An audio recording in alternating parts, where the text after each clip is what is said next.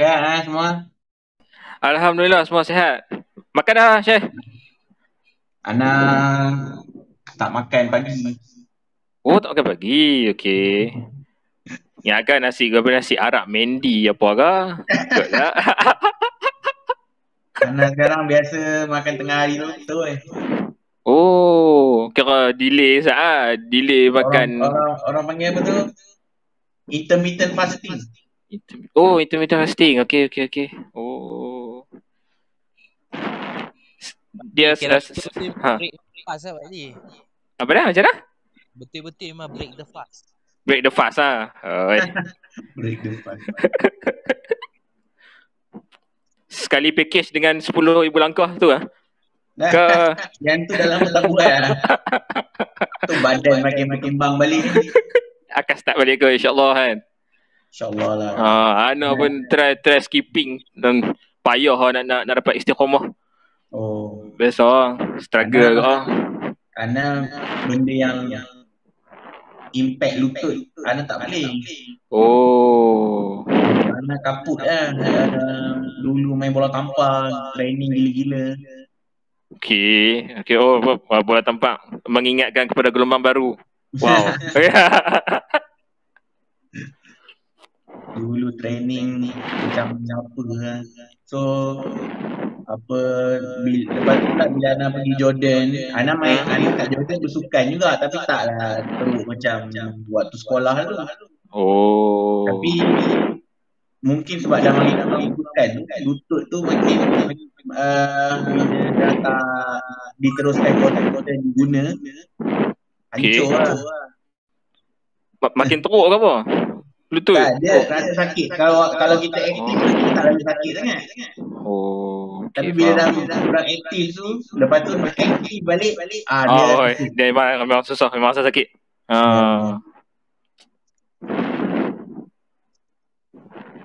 Silap lah. Dulu tak ada kesedaran mana kesihatan, sebab dulu kita badan tak besar. So bila badan dah besar ni baru ada kesedaran. Tapi macam dah terlambat lah juga.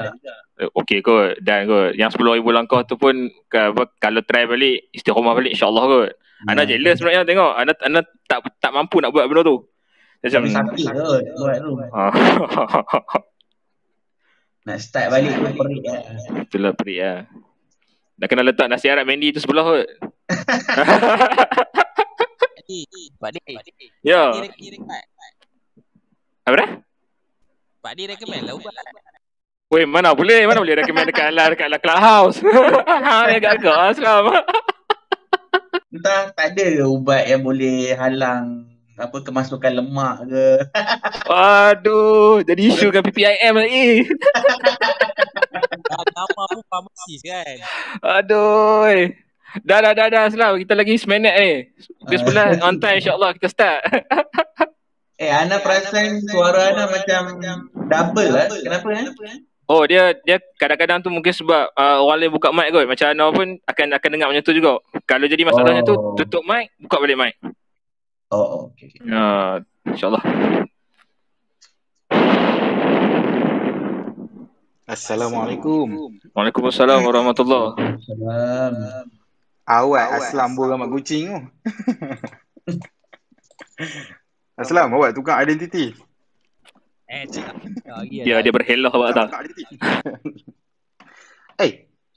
Book saja lain. Ada lain pula. Book saja friend saya lah. Saya duk tengah rekod. Oh ya ke? Okey. Yang awak mic kita memang double ke ataupun semua okey? Sekarang okey, sekarang clear. Clear kan? Rasanya sebab Pak sebelah D dah kot. Dia kalau Pak D buka memang dia lebih-lebih sikit, dia jadi bergema lebih. Dia kan.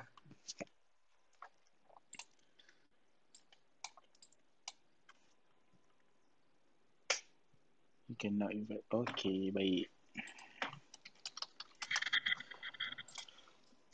Dah pukul 11 Sam. Boleh kot. Okay, boleh kita start insyaAllah. Boleh kot. Bismillahirrahmanirrahim. Alright.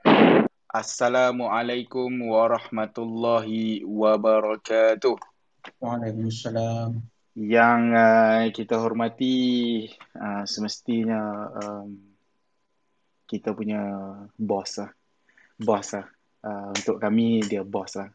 Pak Di, yang kita hormati, saudara moderator seangkatan dengan saya, Aslam. Setiap minggu bersama, setiap minggu di berhari Sabtu bersama-sama. Setiap minggu Aslam dengar suara saya, setiap minggu suara saya Aslam dengar suara saya dengar suara Aslam. Jadi kita saling melengkapi Aslam. Okay, Romantik yang betul. yang diraikan saudara Hilal Ashraf. Assalamualaikum warahmatullahi wabarakatuh. Waalaikumsalam. Hilal, saya sebenarnya dah banyak kali dengar nama Hilal Ashraf. Tapi sebabkan saya orang boleh dikatakan sangat baru dengan dunia buku, jadi saya duk pelik. Siapa dia Hilal Ashraf ni? Jadi bila saya first time dengar suara masa kita bersama-sama, sebenarnya saya ada dalam live tu, cuma saya tak cakap je lah. Tak layak nak cakap untuk live syahadah kedua itu. Saya tahu, ini rupanya Hilal Ashraf yang Pak Di duk sebut banyak kali. Selamat datang ke sesi Clubhouse Book Sejen, yang mana di sini kita akan membincangkan, mendiskusikan perkara-perkara ataupun isu-isu yang berkaitan dengan buku dan dunia pembacaan. InsyaAllah hari ini kita akan dapat berkongsi sedikit manfaat bersama saudara Hilal Ashraf dengan tajuk yang sangat menarik. Okay. Tajuk yang kita akan bawa hari ini yang bertajuk Iqra' Bismi Rabbik. Okay. Iqra' Bismi Rabbik. Kalau saya salah, saya minta betulkan. Yang bermaksud bacalah dengan nama Tuhanmu. Baik. Iqra' Bismi Rabbik ni adalah petikan ayat yang kita ambil daripada surah Al-Alaq. Yang mana ini adalah wahyu pertama yang diturunkan kepada Nabi Muhammad SAW. Jadi melalui perkataan Iqra' Bismi Rabbik tu ada perkara yang kita nak bincangkan, ada perkara yang kita nak kaji bersama, ataupun kita nak dapatkan pandangan panelis hebat kita pada hari ini, insya-Allah. Baik, saya rasa tanpa membuang masa, saya akan terus untuk bertanyakan soalan yang kita nak dapatkan pencerahan daripada kita punya panelis pada hari ini. Baik, bila kita bercakap pasal tajuk kita hari ini, iaitu Iqra' Bismi Rabbik, yang mana Iqra' Bismi Rabbik ini juga diterjemahkan adalah bacalah wahai Muhammad dengan nama Tuhanmu. Macam mana, di mana kita nak kaitkan pembacaan dengan Tuhan? Silakan saudara Hilal. Terima kasih kepada pihak penganjur, Book Surgeon. Terima kasih kepada moderator Syazwan, Aslam seorang lagi, dan Pak Di. Terima kasih kepada rakan-rakan yang sudi datang mendengar. Assalamualaikum warahmatullahi wabarakatuh. Waalaikumsalam warahmatullahi wabarakatuh. Jadi disclaimer awal-awal, saya bukan orang yang ada authority dalam bidang falsafah ke apa ke. Jadi perbincangan ni sekadar ilmu apa yang saya ada je lah. Dan saya minta maaf mungkin kalau ada yang tak berapa detail ke apa ke, sebab sekadar nota yang saya mampu buat lah untuk sesi ni, insyaAllah. Jadi berkait dengan soalan tadi, mengaitkan pembacaan dengan Tuhan ni, kalau kita reflect balik semula, membaca tu secara fitrahnya merupakan antara jalan utama untuk manusia mendapatkan maklumat, info yang baru, ilmu baru. Jadi kalau kita nak selamilah kaitan membaca dengan Tuhan, kalau kita mengakui bahawasanya Tuhan itu ialah Allah SWT. Jadi Allah Ta'ala kita lihat telah menurunkan wahyu-wahyunya, yang mana wahyu-wahyunya itu kemudian bertulis dan menjadi kitab. Kerana itu di dalam Islam ini antara rukun iman adalah beriman kepada kitab-kitab. Dalam tradisi Islam ni ada Zabur, Taurat, Injil, dan kita ada juga Al-Quran memang dah tentulah. Dan kemudian kita ada Suhufi Musa, Suhuf Ibrahim, ada juga kalau ikut Israiliyat apa semua ada Suhuf Syed dan sebagainya. Benda tu semua adalah kitab, orang kata perlu dibaca. Dan ini konsisten lah dalam orang kata apa, cara Allah SWT untuk mengabadikan wahyu-wahyunya, kan. Jadi itu pada saya lah antara kaitan yang paling jelas lah pembacaan dengan Allah SWT, kan. Kerana Allah Ta'ala pun tak meninggalkan metod membaca tu. Sebab kalau tak mesti tak ada kitab-kitab ni, kan.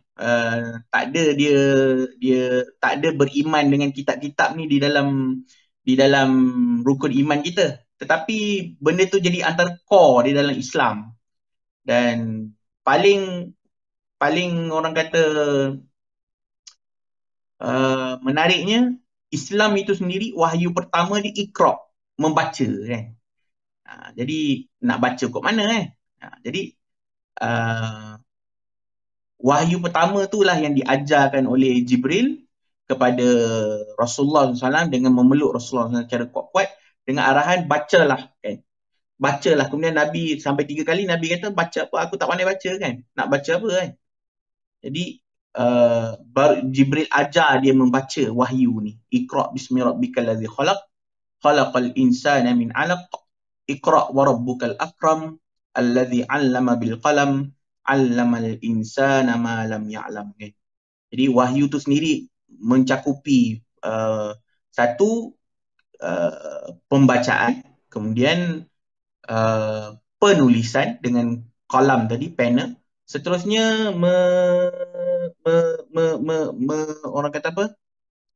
Menekankan kepada manusia bahawasanya ada yang akan mengajar manusia ni apa yang dia tidak tahu, kan?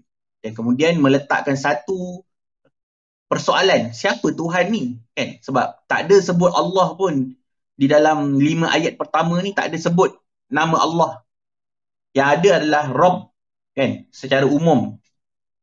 Jadi di situ kita nampaklah Allah Ta'ala nak kita membaca. Yang ni kalau secara spesifiknya membaca wahyu ni lah, membaca Al-Quran, untuk mencari siapa Rabb tadi tu. Siapa Rabbikal ladzi khalaq ni. Jadi itu pada saya lah kaitan utama pembacaan dengan Tuhan lah, kalau kita nak cakap pasal kaitan lah. Pembacaan secara umumnya, Tuhan ni bila kita nak kenal Tuhan, maka kita kena melihat kepada keindahan ciptaan-ciptaannya lah. Itu antara ajaran ahlu sunnah lah, kan. Kita tak persoal zat Allah tu macam mana, tapi kita persoal zat ciptaan-ciptaan Allah SWT, kan. Alam yang indah, mungkin kehebatan sains dan sebagainya. Benda-benda tu nak dapat antara jalannya adalah dengan membaca, kan. Jadi pencarian tadi tu, Rabbikal ladzi khalaq tu, siapa Tuhan yang menciptakan ni, antara jalan utamanya adalah dengan Iqra lah, membaca. Jadi itu kaitan dia. Jadi itulah jawapan saya, InsyaAllah. InsyaAllah. Terima kasih Saudara Hilal. Sebelum saya nak nak ulas sikit jawapan Saudara Hilal ni, saya nak mengucapkan selamat datang kepada rakan-rakan yang baru masuk. Macam biasa, hari Sabtu kalian akan mendengar suara saya dan juga suara Aslam. Jadi hiasilah hari-hari Sabtu anda. Hiasilah hari-hari Sabtu anda dengan suara kami dan juga suara-suara panelis yang hebat-hebat yang insyaAllah kita akan bawa setiap minggu untuk berdiskusi, untuk kita bincangkan ilmu-ilmu yang terkait atau isu-isu yang terkait dengan pembacaan dan isu-isu yang terkait juga dengan buku, insyaAllah. Baik, kaitan pembacaan dengan Tuhan seperti yang kita tahu, membaca macam Surailah kata dia jalan pertama untuk untuk manusia untuk mendapatkan maklumat dan wahyu itu diturunkan dan ditulis. So, jadi untuk mendapatkan ilmu itu, wahyu yang turun itu, jadi kita perlu dibaca. Dan juga saya nak quote sikit dalam apa yang Surailah cakap tadi, bila Surailah kata kita nak mencari Rob itu. Jadi dalam perjalanan ataupun dalam perjalanan kita mencari Rob ni, kita perlukan lebih banyak pembacaan. Dan ilmu pengetahuan. Jadi barulah perjalanan mencari Rob ini dihiasi dengan ilmu pengetahuan supaya kita tak tersasar jauh. Jadi, sorry Hilal, saya ada sikit soalan. Dengan pembacaan yang banyak ni, lagi banyak kita membaca, sepatutnya kita lebih dekat dengan kebenaran atau kita lebih dekat dengan kesesatan? Sebab pembacaan yang terlampau banyak ni, dengan informasi yang banyak ni, akan membawa kepada sebilangan maklumat yang entah betul atau entah tidak. Jadi, dengan lebih banyakkan membaca ni, ada kata kita akan lebih membawa kepada kebenaran untuk mengenal Tuhan, untuk mengenal Rabb, ataupun sebenarnya kita ada peluang untuk tersasar ke landasan kesesatan? Minta Surailah ulas sikit. Terima kasih. Soalan yang menarik. Pada saya benda tu nak kata kemungkinan nak tersesat tu ada lah. Tapi pun sebenarnya saya percaya benda tu bergantung kepada kita, niat kita, matlamat kita nak membaca, nak mencari kebenaran tu betul tak nak mencari kebenaran, atau kita nak banyak membaca ni nak tambah ego kita kan, nak lagi hebat berdebat contohnya kan. Jadi Rasulullah SAW pun bersabda, innamal a'malu binniyat wa innama likulli imri'in ma nawa kan. Sesungguhnya seseorang itu dikira berdasarkan niat dia, dan setiap orang tu adalah apa yang diniatkan olehnya kan. Faman kanat hijratuhu ila Allah wa rasulih fa hijratuhu ila Allah wa rasulih. Barang siapa yang berhijrah kerana Allah dan Rasul, maka dia akan pergi kepada Allah dan Rasul.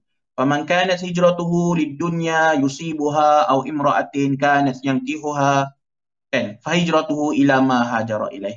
Barang siapa yang berhijrah kerana dunia dan segala kemewahan dia, atau perempuan kerana nak menikahinya, maka dia akan pergi kepada apa yang dia niatkan. Jadi pada saya pembacaan pun macam tu juga. Kalau kita mencari kebenaran, niat kita ikhlas mencari kebenaran, kita takkan berhenti tau. Kita akan membandingkan pembacaan-pembacaan kita. Kita akan orang kata apa, menilai fakta-fakta yang kita terima, dan kita tak rasa enough dengan satu sisi saja. Jadi di situ lama kelamaan kita, bila kita jujur dan istiqamah, kita akan jumpa orang kata apa tu, perkara-perkara yang correlate dengan kebenaran. Sebab kebenaran ni dia tak akan bertembung antara satu sama lain. Kalau kita tanya dia pasal A dan kita tanya dia pasal Z, dua tu tak akan bertembung. Kebenaran ni lah setakat yang saya faham lah. Dia explain, kalau benda tu mungkin boleh nampak macam bertembung, tapi kalau orang berilmu menjelaskannya, maka dia akan mudah difahami, tak berpusing-pusing lah senang cakap. Jadi benda tu antara yang menarik lah, sebab sahabat Rasulullah SAW sendiri, antara yang mencari kebenaran adalah contohnya Salman Al-Farisi. Dia mengembara mencari Nabi yang terakhir tu kan. Jadi boleh rujuklah lebih detail Salman Al-Farisi. Akhirnya dia berjumpa dengan Rasulullah SAW kan. Jadi benda tu boleh dinisbahkan kepada perjalanan pembacaan kita lah. Cuma kadang-kadang ada orang ni mungkin Dia bila dah sampai satu tahap dia rasa cukup. Dia rasa dah apa yang dia dapat tu dia rasa itulah dia betul kan. Tak nak dah. Dia tak ada ilmu alat untuk menilai benda tu dah settle ke belum kan. Selesai tak dia punya perjalanan mencari kebenaran tu, perjalanan dah habis belum kan. Dia sampai takat tu je, dia tak nak mengimbang pandangan dia setakat apa dia baca, correlate tak benda tu kan, tak bertembung ke, dia tak mau dengar benda tu. Pada dia dah betul lah tu, dan kemudian dia berdebat dengan orang yang nak kata dia paling betul kan. Bila kita tunjuk benda ni macam tak kena ni, bertembung ni. Oh tak lah kan. Kemudian dia pun terangkan benda tu. Deny kan. Kemudian bila dia terang benda tu berpusing-pusing pula. Pun tak nak mengaku lagi. Ini berlaku banyak dekat orang-orang yang mungkin terikut ajaran sesat dan sebagainya. Sebab kadang-kadang memang tak dinafikan kan. Bila kita baca terutama tanpa asas yang kukuh, tanpa disiplin ilmu, kita mudah wow dengan benda-benda yang kita baru jumpa. Jadi benda disiplin membaca tu pun penting juga kan. Sebagai contoh, saya pernah tengok ada orang ni dia jumpa satu quote dekat Facebook ni. Celakalah orang yang menghitung-hitung kan. Katanya dari surah Al-Humazah ayat tu. Celakalah orang yang menghitung-hitung. Dia kata kan. Jadi dia konklusikan, dia baca quote tu sebab orang yang tulis quote tu mengkonklusikan bahawa siapa yang menghitung-hitung duit dia dalam bank, Allah kata celaka kepada orang yang macam tu. Jadi macam tu pula dah. Allahu Akbar. Jadi dia kata kita ni tak payah simpan duit sangat, dia kata kan. Belanjakan benda tu ke jalan Allah semuanya. Tapi kalau dia ada disiplin lah orang yang macam tu kan, kita jumpa quote macam tu, kita akan apa disiplin kita? Kita first kali akan betul ke surah Al-Humazah tu cakap tu? Maka kita balik kepada surah Al-Humazah, tak betul terjemahan tu. Dia terus surah Al-Humazah ni dia start wailul likulli humazatil lumazah allazi jama'a malan wa 'addadah kan. Celakalah orang-orang yang kena terbuka balik terjemahan dia, tapi Allah mencakapkan celaka tu pada sekumpulan orang. Kemudian baru Allah cakap pasal menghitung-hitung. Allah bukan terus celakakan penghitungan tu. Kan? Okay, kita baca. Kecelakaan besar bagi tiap-tiap pencaci, pengeji. Humazatil lumazah. Yang celaka tu adalah orang yang mencaci, mengeji. Dan antara ciri-ciri diorang ni adalah allazi jama'a malan wa 'addadah, yang mengumpulkan harta dan berulang-ulang menghitung kekayaannya. Kenapa? Kerana benda ni dia tengah cakap pasal kafir Quraisy yang harta banyak, menghina-hina Rasulullah SAW. Kan? Jadi kalau kita ada disiplin pembacaan, kita nampak benda ni, kita tahu dah quote tadi awal-awal je dah salah. Dan kemudian kita correlate kerana Nabi SAW ada bersabda kepada Sa'ad bin Abi Waqqas ketika mana dia kata dia tak nak tinggalkan harta, dia nak sedekah semua harta dia. Nabi SAW pesan kepada Sa'ad bin Abi Waqqas supaya tinggalkan 1/3 harta dia. Bukan, infak 1/3 sahaja kalau saya tak salah. Kena rujuk balik hadis tu. Kepada jalan fisabilillah, yang mana yang lain tu kena tinggalkan untuk keluarga. Supaya keluarga tak jadi apa-apa kedana. Macam itulah, tak jadi susah. Jadi macam mana Allah boleh laknat pula orang yang menyimpan duit? Boleh nampak benda ni? Apa yang saya cakap? Boleh nampak. Kan? Jelas. Jadi kiranya kalau macam orang tu kumpul duit, macam mana dia nak tinggal harta tu kalau dia tak kira harta tu? Betul lah. Kan macam tu kan. Jadi kebenaran tu dia kena correlate kan. Dia kena correlate macam tu tau. Dia tak boleh kita jumpa satu wow, oh gitulah Allah Ta'ala laknat ni orang simpan duit dalam bank ni. Kita tak boleh terus jump macam tu lah kan. Kita kena kalau betul kita jujur baca kerana kebenaran, kita akan cari lebih lagi. Betul ke surah Al-Humazah macam tu? Betul ke Islam ajar macam ni? Kan? Macam tu lah. Kita akan pergi kepada sumber primer kan. Primer kan. Kita tak berpuas hati dengan sekadar sumber kedua, ketiga macam tu. Jadi itu pandangan saya lah. Sebab kalau niat kita tak jelas, untuk cari kebenaran secara jujur, maka kita akan berhenti dekat mana-mana stesen di tengah-tengah, tak sampai kepada kebenaran yang kononnya kita nak cari tu. Tersesatlah lepas tu. Jadi kadang-kadang benda ni berlaku kerana tadilah niatnya membaca kerana nak berdebat. Jadi contohnya dia ambil beberapa dalil yang sekadar menyokong poin yang dia nak buat. Tapi sebenarnya kalau kita baca dalil lain, tak menyokong pendapat dia pun. Saya bagi satu contoh lagi, orang selalu guna la ikraha fid din, kan? Tidak paksaan dalam agama. Famous. Katanya la ikraha fid din ni tak ada paksaan dalam agama, maka sebenarnya tak ada siapa boleh paksa orang untuk dia pula translate pula paksa tu dengan dakwah, kan. Dakwah ni tak perlu, tak payahlah nak nasihat orang. Sebab apa? La ikraha fid din, kan? Ada sampai pergi jauh kata agama lain pun semua mungkin betul juga, sebab itulah la ikraha fid din. Sebab itulah Allah tak paksa kita agama. Pening. Jadi, tapi kalau kita baca, pertama sekali ayat tu tak habis lagi. La ikraha fid din, qad tabayyana ar-rusydu minal ghayy, kan. Sesungguhnya telah jelas mana petunjuk, mana yang bukan, kan. Kemudian kalau baca ayat yang seterusnya, 257, tadi 256, Al-Baqarah 257, Allah kata orang-orang yang ambil Taurat ni, dia punya wali adalah orang-orang yang kufur ni, dia punya wali adalah Taurat, yakni kesesatan. Kerana Allah kata ulaika ashabun nar hum fiha khalidun, kan, mereka tu adalah ahli-ahli neraka dan kekal mereka di dalamnya. Jadi macam mana benda tu correlate dengan la ikraha fid din, kan? Jadi kalau kita baca dua tu, tak adalah la ikraha fid din tu bermaksud Islam tak ada ketegasan di dalam memenuhi peraturan-peraturan perintah-perintah Allah SWT. Tetapi nak kata Islam dah sampaikan kebenaran, kalau hang degil juga, tak nak terima juga, so kata hang lah. Tapi kena ingat, ada consequence dia, kan? Consequences dia, kan? Ada akibat dia. Benda tu Allah dah janji, kan? Jangan kata Allah tak akan masukkan hang dalam neraka. Ni kita dah pesan ni, kan?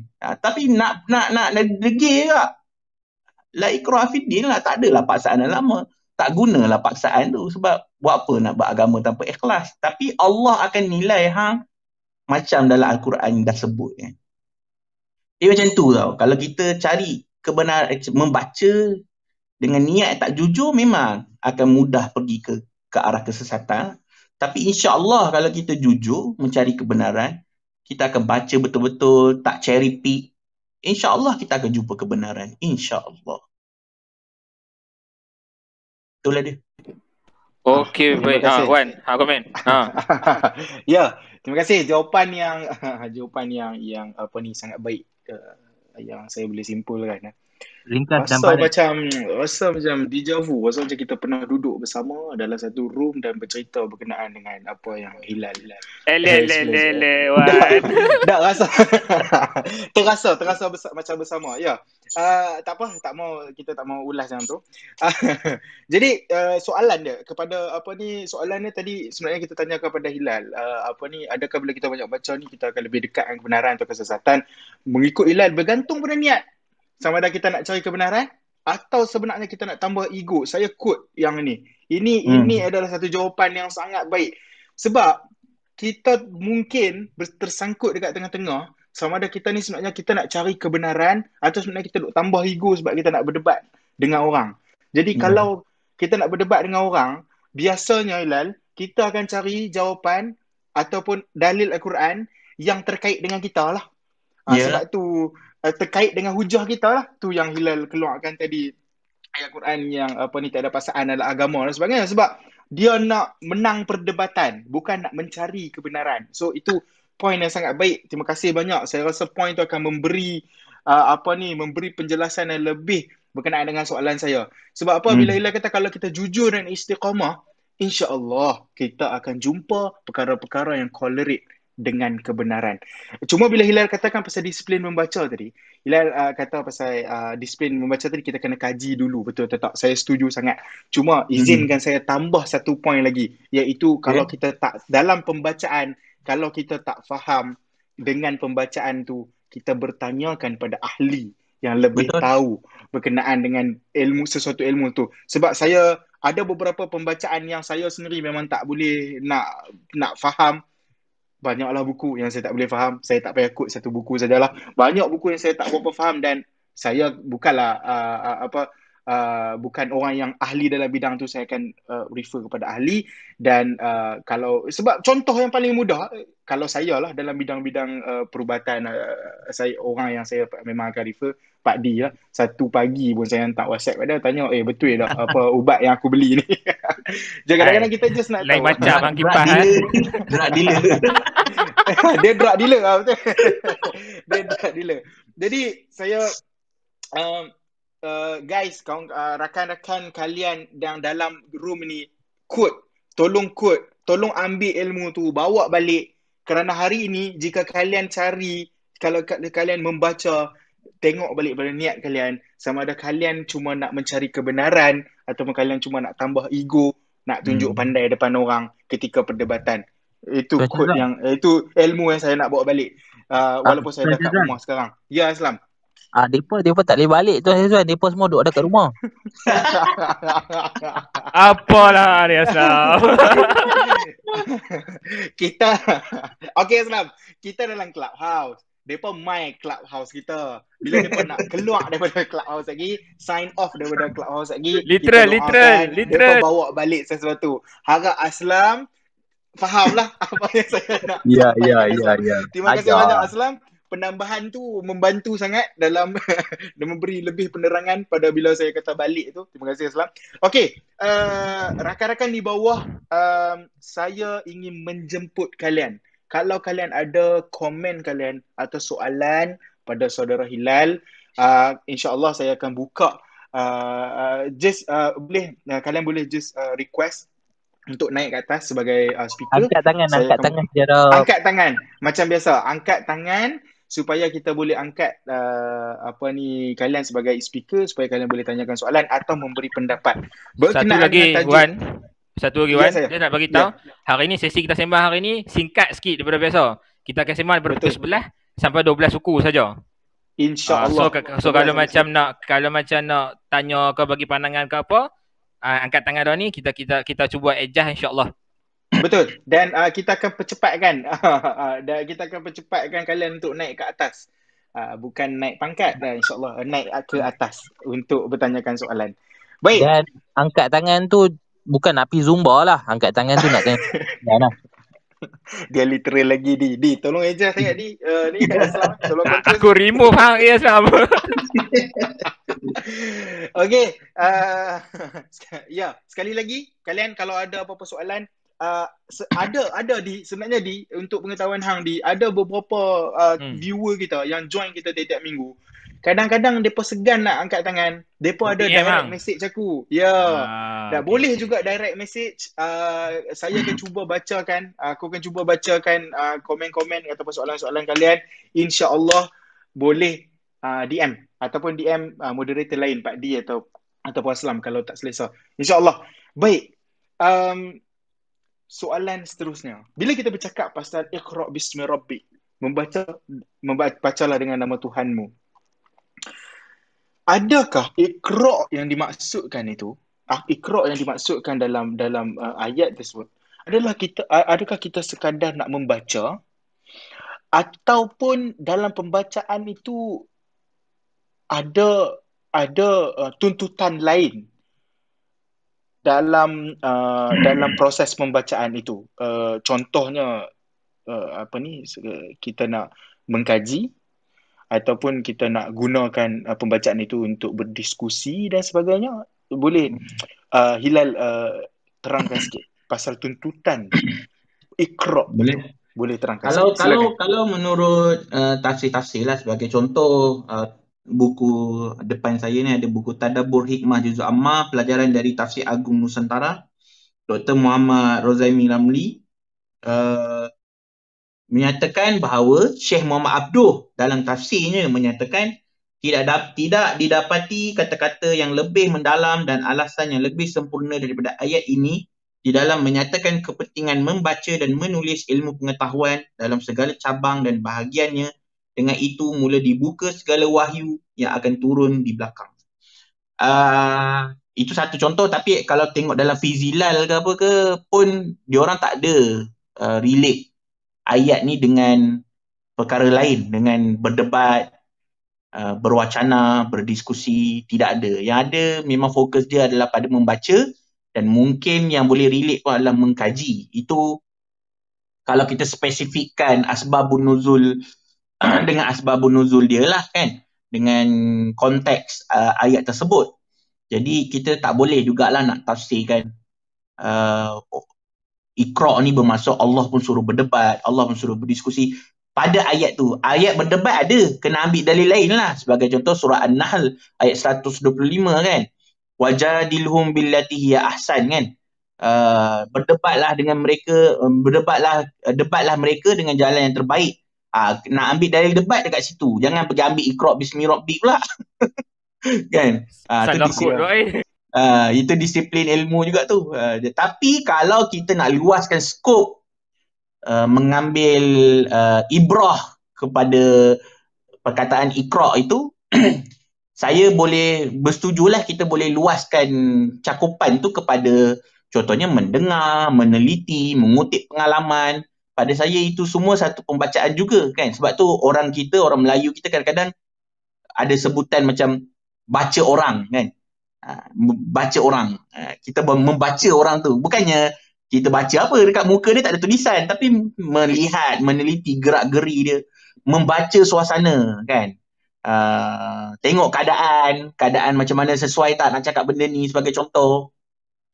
Jadi itu bukanlah bermaksud pembacaan secara tradisional, tapi iaitu membaca penulisan, tetapi lebih kepada meneliti, memerhati, menilai. Saya rasa benda-benda tu boleh dimasukkan ke dalam erti baca, mendengar kan. Sebagai contoh, kalau kita dengar muzik yang bagus-bagus, kita akan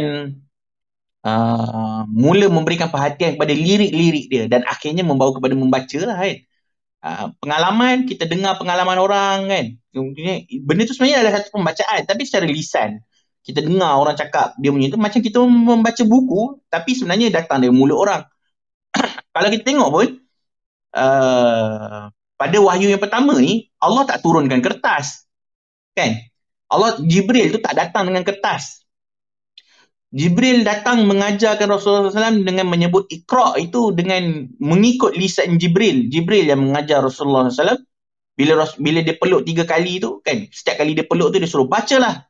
Nabi kata aku tak tahu membaca, bacalah, aku tak tahu membaca. Bila kali ketiga tu Jibril cakap bacalah.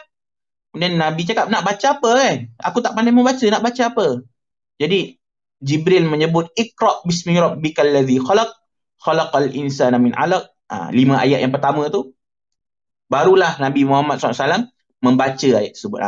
Dia pun tidaklah Rasulullah SAW tidaklah membaca kertas ketika itu.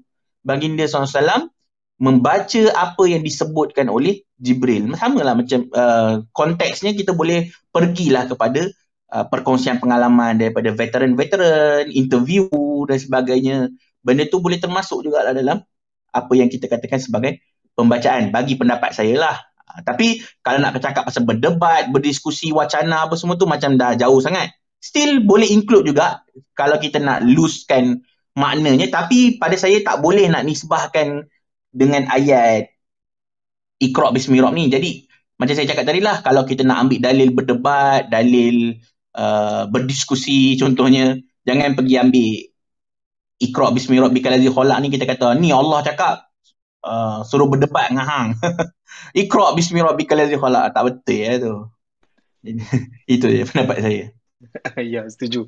Yalah, dalam disiplin bila kita bercakap pasal disiplin pembacaan ni, macam Ila cakap tadi lah, kita kena quote ayat Quran yang betul lah. Kalau kita nak cerita pasal Iqra', lepas tu kita nak kaitkan dengan berdebat ni, dia Jauh lah takut. Ya. Takut nanti kita tak berdisiplin dalam kita nak memetik dia.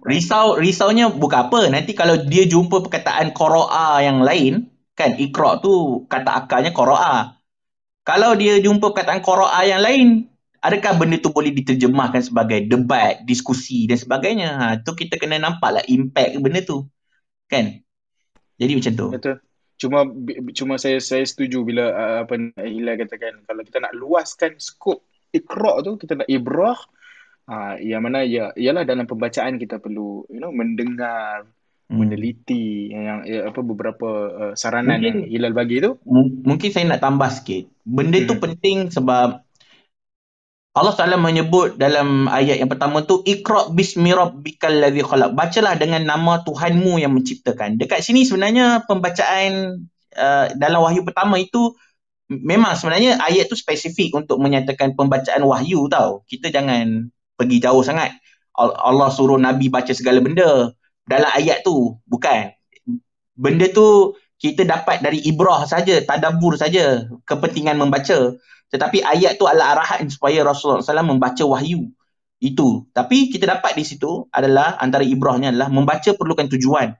Jadi Iqra bismi rabbikal ladzi khalaq, membaca dengan nama Tuhanmu yang menciptakan itu ada satu visi, membaca tu dengan tujuan tadi dengan tujuan untuk memenuhi perintah Allah SWT yang telah menciptakan kita. Maka bila kita luaskan skop tadi kepada membaca kepada meneliti, memerhati, menilai, kita kena bawa semangat bismi rabbikal ladzi khalaq tu tadi, kerana kalau benar kita membaca dengan tujuan, dengan visi, dengan nama Allah SWT yang menciptakan kita, maka kita akan meneliti, memerhati, menilai dengan adil dan jujur dan tidak berniat jahat lah dalam melakukan perbuatan-perbuatan. Jadi tak adalah kita tengok orang, kita ambil bahagian buruk dia, bahagian baik dia kita tutup sebagai contoh kan. Kemudian kita tulis kat Twitter, ambil sikit je yang buruk, menggambarkan dia buruk. Padahal sebenarnya kalau benda tu diambil secara menyeluruh, sebenarnya bukanlah buruk, ada penjelasannya sebagai contoh. Jadi kalau kita ambil semangat Iqra bismi rabbik ni, kita akan tadilah membaca tu, memerhati, menilai dengan visi yang besar, iaitu untuk memenuhi, mendapatkan keredaan Allah SWT kerana kita membaca, menilai, memerhati dengan namanya. Itu tambahan daripada saya, insyaAllah. InsyaAllah. Baik, terima kasih Zul Hilal untuk jawapan, dan ada jawapan tambahan lagi untuk kita renung bersama. Membaca dengan tujuan untuk memenuhi perintah Allah itu adalah berkenaan dengan Iqra yang disebut dalam Iqra bismi rabbik. Deep tu, sangat-sangat deep kalau macam tu kita renung balik, memang deep, serius. Ya. Cuma betul bila Hilal cakap kita nak bismi rabbik tu untuk mengangkat semangat tu, di situlah kita praktis lain seperti mendengar, meneliti dan mengutip pengalaman itu berguna dalam kita dalam proses pembacaan kita setiap hari. Baik, rakan-rakan di bawah sekali lagi, dah 11, dah hampir kita setengah buka jam. offer lagi. Kita dah bersiaran lebih kurang setengah jam. Tapi kita tidak ada rakan-rakan kita yang tak naik lagi ke atas. Sebenarnya Aslam, ada. Oh, Bampis. Allahu Akbar. Kita bagi. Orang kita. Kita bagi. Orang kita bagi. Kroni. Boleh tak siapa-siapa? Okey. Baik. Saya buka dulu ruang untuk Bampis. Silakan, Bampis. Assalamualaikum warahmatullahi wabarakatuh. Waalaikumsalam warahmatullahi wabarakatuh. Boleh dengar dengan jelas Boleh. Dengar. Semua sihat Alhamdulillah, sihat. Aslam pun sihat. Aslam paling sihat. Aslam paling sihat, betul. Alhamdulillah, semua sihat. Okey. Hilal okey Hilal sihat Hilal macam sihat. Alhamdulillah. Terlebih sihat. Terlebih sihat Itu lah, bila nak makan nasi Arab Hilal ni tak tahu. Si Arab Mendy. Boleh rentas negeri nanti apa tu, booktuber buatlah lawatan ke rumah saya. Nanti saya masuk. Alamak. Macam ada jemputan kepada booktuber ni. Boleh, insyaAllah kita usahakan nanti kan. Lawatan Sejen sambil tak belajar melihat jemput Islam. dah. Best sekali lah tu. Kroni. Tak, dia kalau booktuber dijemput tu yang ada dalam komuniti tu je yang ada dalam grup tu. Yang Syazwan tu tak ada, tak payah. Syazwan tak ada, nak macam mana kan. Okay. Tak apa. Merapu, tengok masuk merapu kan. Sorry. Kalau boleh dalam perbincangan ni nak kongsi sikit je lah kami di Kabo satu ketika dahulu di Legacy Hotline Bampis dengan Kak Ija, kita pernah buat satu kempen. Kita namakan kempen tu sebagai Your Book is Your Social Status. Kempen dia Your Book is Your Social Status. So waktu kami launch kempen tersebut, ada ramai pihak yang sangat teruja untuk mengikuti kempen tersebut, tetapi ada beberapa orang yang mungkin melihatnya dengan mungkin konotasi yang negatif, jadi ada yang tersalah faham. Mereka menganggap bahawa bila kita menyebut bahawa social status ini adalah macam katalah kau perlu ada rumah yang besar, kau perlu ada kereta yang mewah, kereta yang mahal, kau perlu ada kehidupan yang sangat mewah lah sangat berada orang kata Jadi dia melihat bahawa kita cuba nak membawa kempen itu, kalau katalah contoh Your Book is Your Social Status ni, buku-buku ni buku-buku yang mahal-mahal, hanya orang yang mewah ataupun yang kaya je yang boleh membaca, yang boleh beli. Buku-buku apa dia? Kak Ija sambung kan. Buku-buku ni buku-buku yang falsafah, buku-buku yang berat saja. Buku-buku ni tak boleh, marhain ni orang-orang biasa ni tak boleh baca. Dia melihat begitu tau.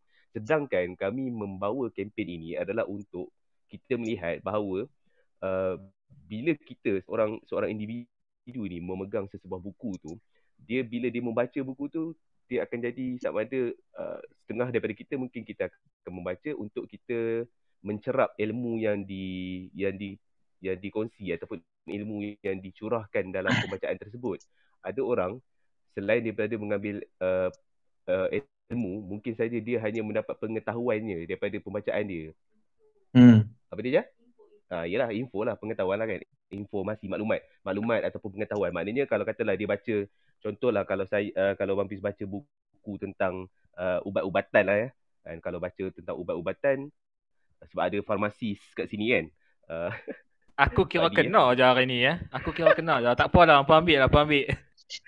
Tak ada lah, aku kenal hang punya kejaya je. Orang lain aku tak tahu kejaya apa, jadi aku sebut lah hang kan. Okay, so katalah contoh kan, baca buku tentang ubat-ubatan. Jadi mungkin maklumatnya yang Bampis akan tahu, kalau makan Panadol begini, kalau makan vitamin C macam ni, contoh lah Tapi pada orang yang macam Pak Di contohnya, dia akan membaca untuk tambah maklumat, tapi dia mungkin ada ilmu benda tu pula dia amalkan selepas itu. Jadi itu yang mungkin kita bawa lah dalam perbincangan ni kan. Tapi tak apalah, mungkin nanti kalau Eja ada nak tambah silakan. Tak adalah, ni kita bagi tahu. Kalau Eja ada nak tambah, cuma nak kongsikan dekat sini, dan mungkin kalau Hilal ke siapa-siapa nak respon silakanlah. Ya, betul.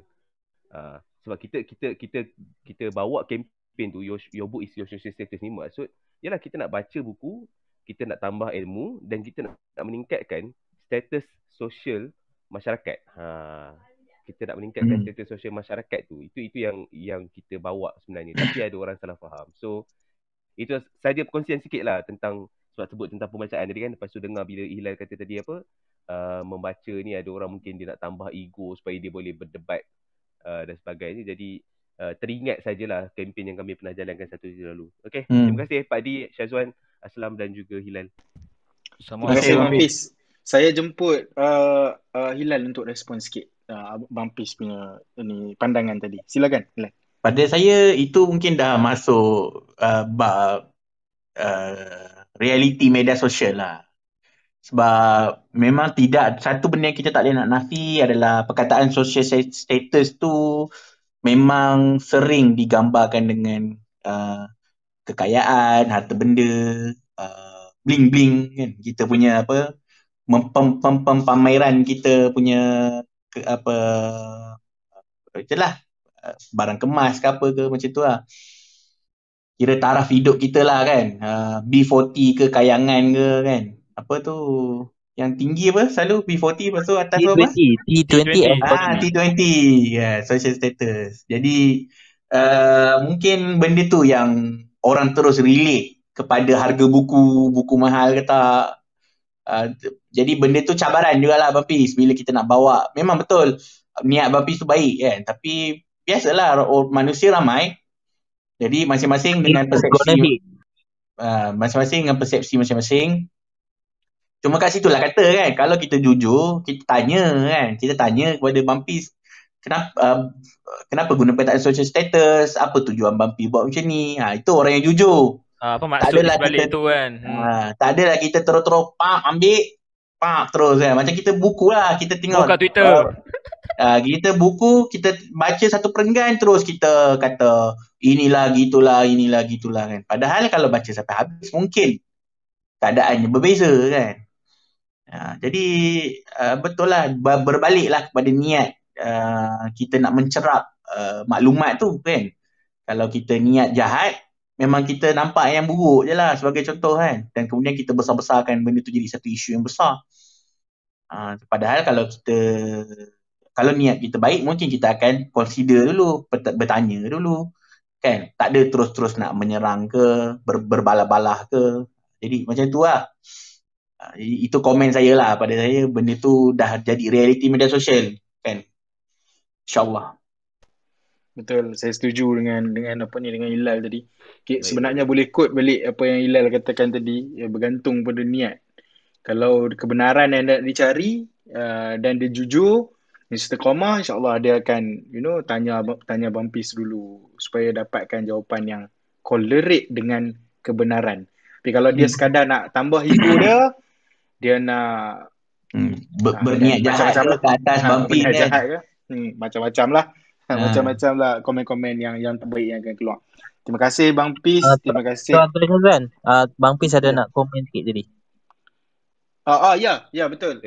Tak ada. Cakap baik je. Terima kasih pada baik. Okey. Terima kasih Bumpis, terima kasih respon daripada Hilal. Saya Aslam, cuba tengok Aslam, kita ada seorang yang kita sebut-sebutkan, sebenarnya dia ada direct message. Saudara MG ada direct message saya. Jadi tapi saya tak benarkan dengan kuasa authority yang ada di tangan saya tak mau baca dia punya direct message itu. Ini saya dictator. Dengan kuasa yang ada pada tangan saya, saya nak bawa dia naik dan saya minta dia untuk bagi pandangan dan komen sendiri pasal tajuk kita pada hari ini. Saudara MJ, silakan. Assalamualaikum. Waalaikumsalam warahmatullahi wabarakatuh. Kuajak lah tak nak baca. Okey, baik. Assalamualaikum kepada semua yang hadir, juga kepada panel lah.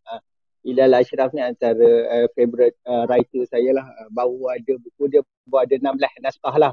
Baru ada 16. Baru habis saga, pentologi saga, hikayat hikayat tu baru habis dengan ada Amru, ada juga Cinta Dua Hilal, lagi satu yang status FB tu lah. Okay, baik. Itu put aside. Okay, cerita dia begini.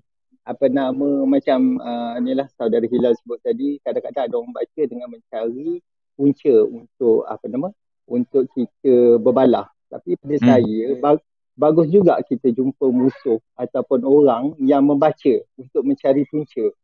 Sebab bila dia baca, kadang-kadang dia perlahan-lahan lama-lama dia akan jumpa benda yang baik. Asalnya mula dia mencari untuk jadi bilah pisau nak potong-potong ayat kita. Lama-lama dia perasan bahawa sebenarnya yang aku cari ni salah ni. Perlahan-lahan dia akan jumpalah dengan insya-Allah dengan kebenaran daripada Allah SWT lah. Sebab ayat yang pertama pun sebenarnya adalah Iqra. Itu manifestasi bahawa sebenarnya Iqra ni adalah pintu untuk menjumpa segala-galanya. Menjumpa kebenaran, menjumpa jalan hidup, menjumpa penyuluh dalam kita. Bila gelap je buka Quran, insya-Allah kita akan jumpa. Jadi apa pandangan ni saudara Hilal, bahawa sebenarnya orang yang musuh kita yang baca ni adalah musuh yang baik, supaya kita boleh berdebat dan dia akan mencari lagi, menggali, akhirnya dia akan jumpa. Itu macam mana pandangan? Bergantung Terima kepada kasih. niat dia. Itu yang penting tu. Benda tu sebenarnya bukan masalah dia berdebat dengan kita ke tak kan. Ada orang berdebat tapi niat dia betul, jujur, baik. Jadi tak adalah dia tukarkan perdebatan tu jadi permusuhan. Sebagai contoh, berdebat dekat Clubhouse, kemudian ambil sepotong bawa pergi Twitter. Padahal orang kat Twitter tak ada dalam Clubhouse tu untuk mengclarify perkataan dia kan. Dan perkataan kita. Tapi dia saja ambil point yang entah mana-mana bawa pula kat Twitter, jadi pula isu kat Twitter sebagai contoh. Padahal kalau dengar dekat dalam Clubhouse punya perbahasan, mungkin tak akan jadi gaduh pun kan. Jadi ada orang macam tu berdebat dengan niat yang jahat kan. Ada orang pula berdebat dengan ego kan. Dah berdebat, point dia pun berpusing-pusing, still dia tak nak menerima, dia tak nak membaca pun belah kita. Dia akan panggil buku yang kita baca tu picis lah, lekeh lah, daripada geng yang dia tak suka lah. Dia akan cakap, lemparkan label-label yang tak seronok lah kan. Jadi dengan orang macam tu memang orang kata apa, sampai ke mana pun tak selesai lah. Tapi ada pula jenis orang yang berdebat, lepas habis debat dia sambung lagi membaca, dan mungkin dengan perdebatan tu dia berminat nak membaca rujukan-rujukan lawan dia. Orang macam tu baik, tak ada masalah. Dan biasanya orang macam tu akan berdebat dengan orang kata honor lah. Tu yang kadang-kadang kalau saya bertelagah dengan orang, benda yang saya akan appreciate adalah honor, maruah. Orang tu ada honor, code of honor kan. Dia tak tikam kita kat belakang. Macam tadilah tiba-tiba dia pergi buka isu yang diperdebatkan tu, ataupun padahal bukan isu kita perdebatkan tu, dia serang peribadi kan, dekat tempat lain kan. Padahal benda tu tak dekat di lapangan debat, dia tak berani pula nak bangkitkan benda tu depan kita kan. Jadi benda tu orang tak ada honor. Orang macam tu orang tak ada honor. Dan pada saya, orang tak ada honor ni sampah lah. Tapi kalau ada honor, berbeza pendapat, tak ada masalah. Kita boleh raih lagi kan. Agree to disagree. Benda tu ada kan. Sebab kita pun secara, walaupun ialah sebagai contoh, lagi kalau berdebat dalam bab-bab agama apa semua ni, kita mungkin kita ada keyakinan bahawasanya kita betul. Tetapi bila kita berdebat dengan orang ada honor ni, kita ada humility jugalah untuk tak, orang kata, berlebih-lebih menekan dia dengan memaksa kebenaran kita ke atas dia. Jadi kita lebih kepada mengajak dia untuk meneliti, menyemak sumber-sumber kita. Pada masa sama, kita pun sebagai pendebat yang baik, sebagai orang yang mencari kebenaran, kita pun tak ada rasa ralat nak semak sumber-sumber dia. Dan kemungkinan pun sebelum berdebat kita dah semak pun sumber-sumber dia. Jadi itu orang ada honor. Masalah kita bila niat tu memang jahat, niat membaca tu pun memang tak betul, memang nak dia tambah ego dia. Bila dia berdebat pun, dia takkan pergi kepada kebaikan yang MJ nyatakan tadi. Sebab niat dia dah salah. Faman kanat hijratuhu lidunya yusibuha au imra'atin kanat yankihuha fa hijratuhu ila ma hajara ilaih. Siapa yang niat untuk benda lain, dia akan pergi ke arah benda lain. Jadi akhirnya balik kepada niat lah juga. Berdebat tu bukan saya nak kata orang yang cari kebenaran tu takkan berdebat. Of course lah dia akan berdebat lah kat tengah-tengah tu nanti. Tapi kalau dia jujur nak cari kebenaran tu tadi, maka dia akan ada kesinambungan dia yang baik. Bukannya jadi benda tu jadi bergaduh, jadi berbalah yang tak elok. Itu orang yang ada honor. Itulah dia, insyaAllah. Okay, baik. Saya nak top up sikit, bawa direction. Saudara Hilal tadi dah jawab tu one side. Saya rasa lagi satu, kadang-kadang ya macam yang kita sebutlah, macam Saudara Hilal kata tadi, daripada perdebatan kita di forum yang sebenarnya, mereka akan petik dan lawan di Twitter, di Insta dan sebagainya. Itulah pentingnya sahabat-sahabat kita macam Pak D, Bu Sejen, mereka buka pula channel lah, macam Hafiz tadi, Abang Fiz tadi, mereka ada dekat Telegram, mereka ada dekat Insta, dekat Twitter, mereka bawa balik apa benda yang betul, sebarkan. Sebab sekarang ni orang dah tak baca dah naskah yang bercetak ni dah makin kurang orang baca. Orang banyak baca cicipan dan juga lontaran yang ada di media sosial. Jadi untungnya kita ni, kita ada platform-platform ini untuk sampaikan secara dikit-dikit. Lama-lama orang lain yang asalnya menyokong demo pelan-pelan cari, orang ni sebenarnya cakap apa ni? Siapa yang cakap macam ni? Tak betul ni. Dia akan revert balik pada kita, dia akan baca entry-entry lama kita, insyaAllah. Kalau tak ramai pun, seorang dua akan jumpa kebenaran, pelan-pelan seorang dua akan jadi 3, 4 dan 5. Itu pandangan saya. Itu pentinglah niat tu tadi kan. Bila niat tu baik, orang akan tadi ada honor, akan ada disiplin. Dia akan pergi, betul ke cakap macam ni, betul ke? Itu benda conscious insight yang kita kena ada sebenarnya sebagai orang yang baik. Kan. Cuma kadang itulah saya nak cakap. Orang yang bila niat tu memang dah niat tu je dah memang tak baik. Dia akan jadi tak baik lah. Itu yang saya maksudkan tadi tu. InsyaAllah. Setuju Saudara Hilal. Macam Imam Ghazali pun cakap lah, kalau berdebat dengan orang dengan ilmu, kita akan jumpa jalan penengah dan juga kebenaran. Tapi kalau berdebat dengan orang yang tak ada ilmu, yang hanya emosi dan sebagainya, memang sampai bila lah kita yang ada ilmu ni takkan menang. Okey, baik. Terima kasih banyak. Terima Sebab kasih. kalau macam Wan, aku tambah sikit Wan.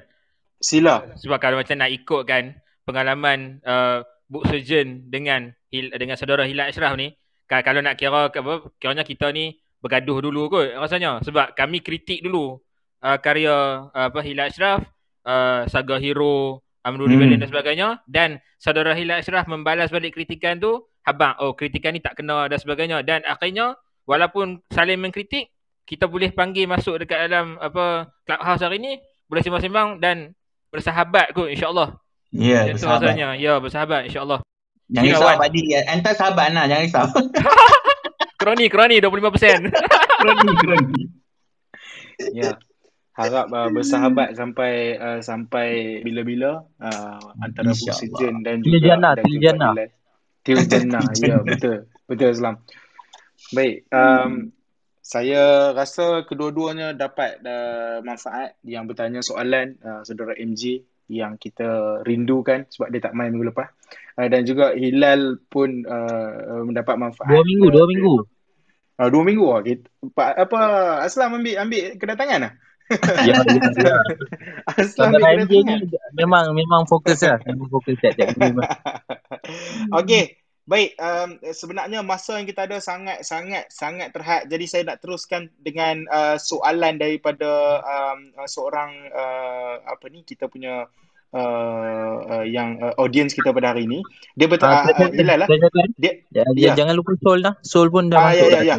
Ya, tapi soalan ni datang dulu. Jadi saya akan bacakan soalan ni. Assalamualaikum Tuan Moderator. Waalaikumsalam. Okey, soalan saya ringkas sahaja.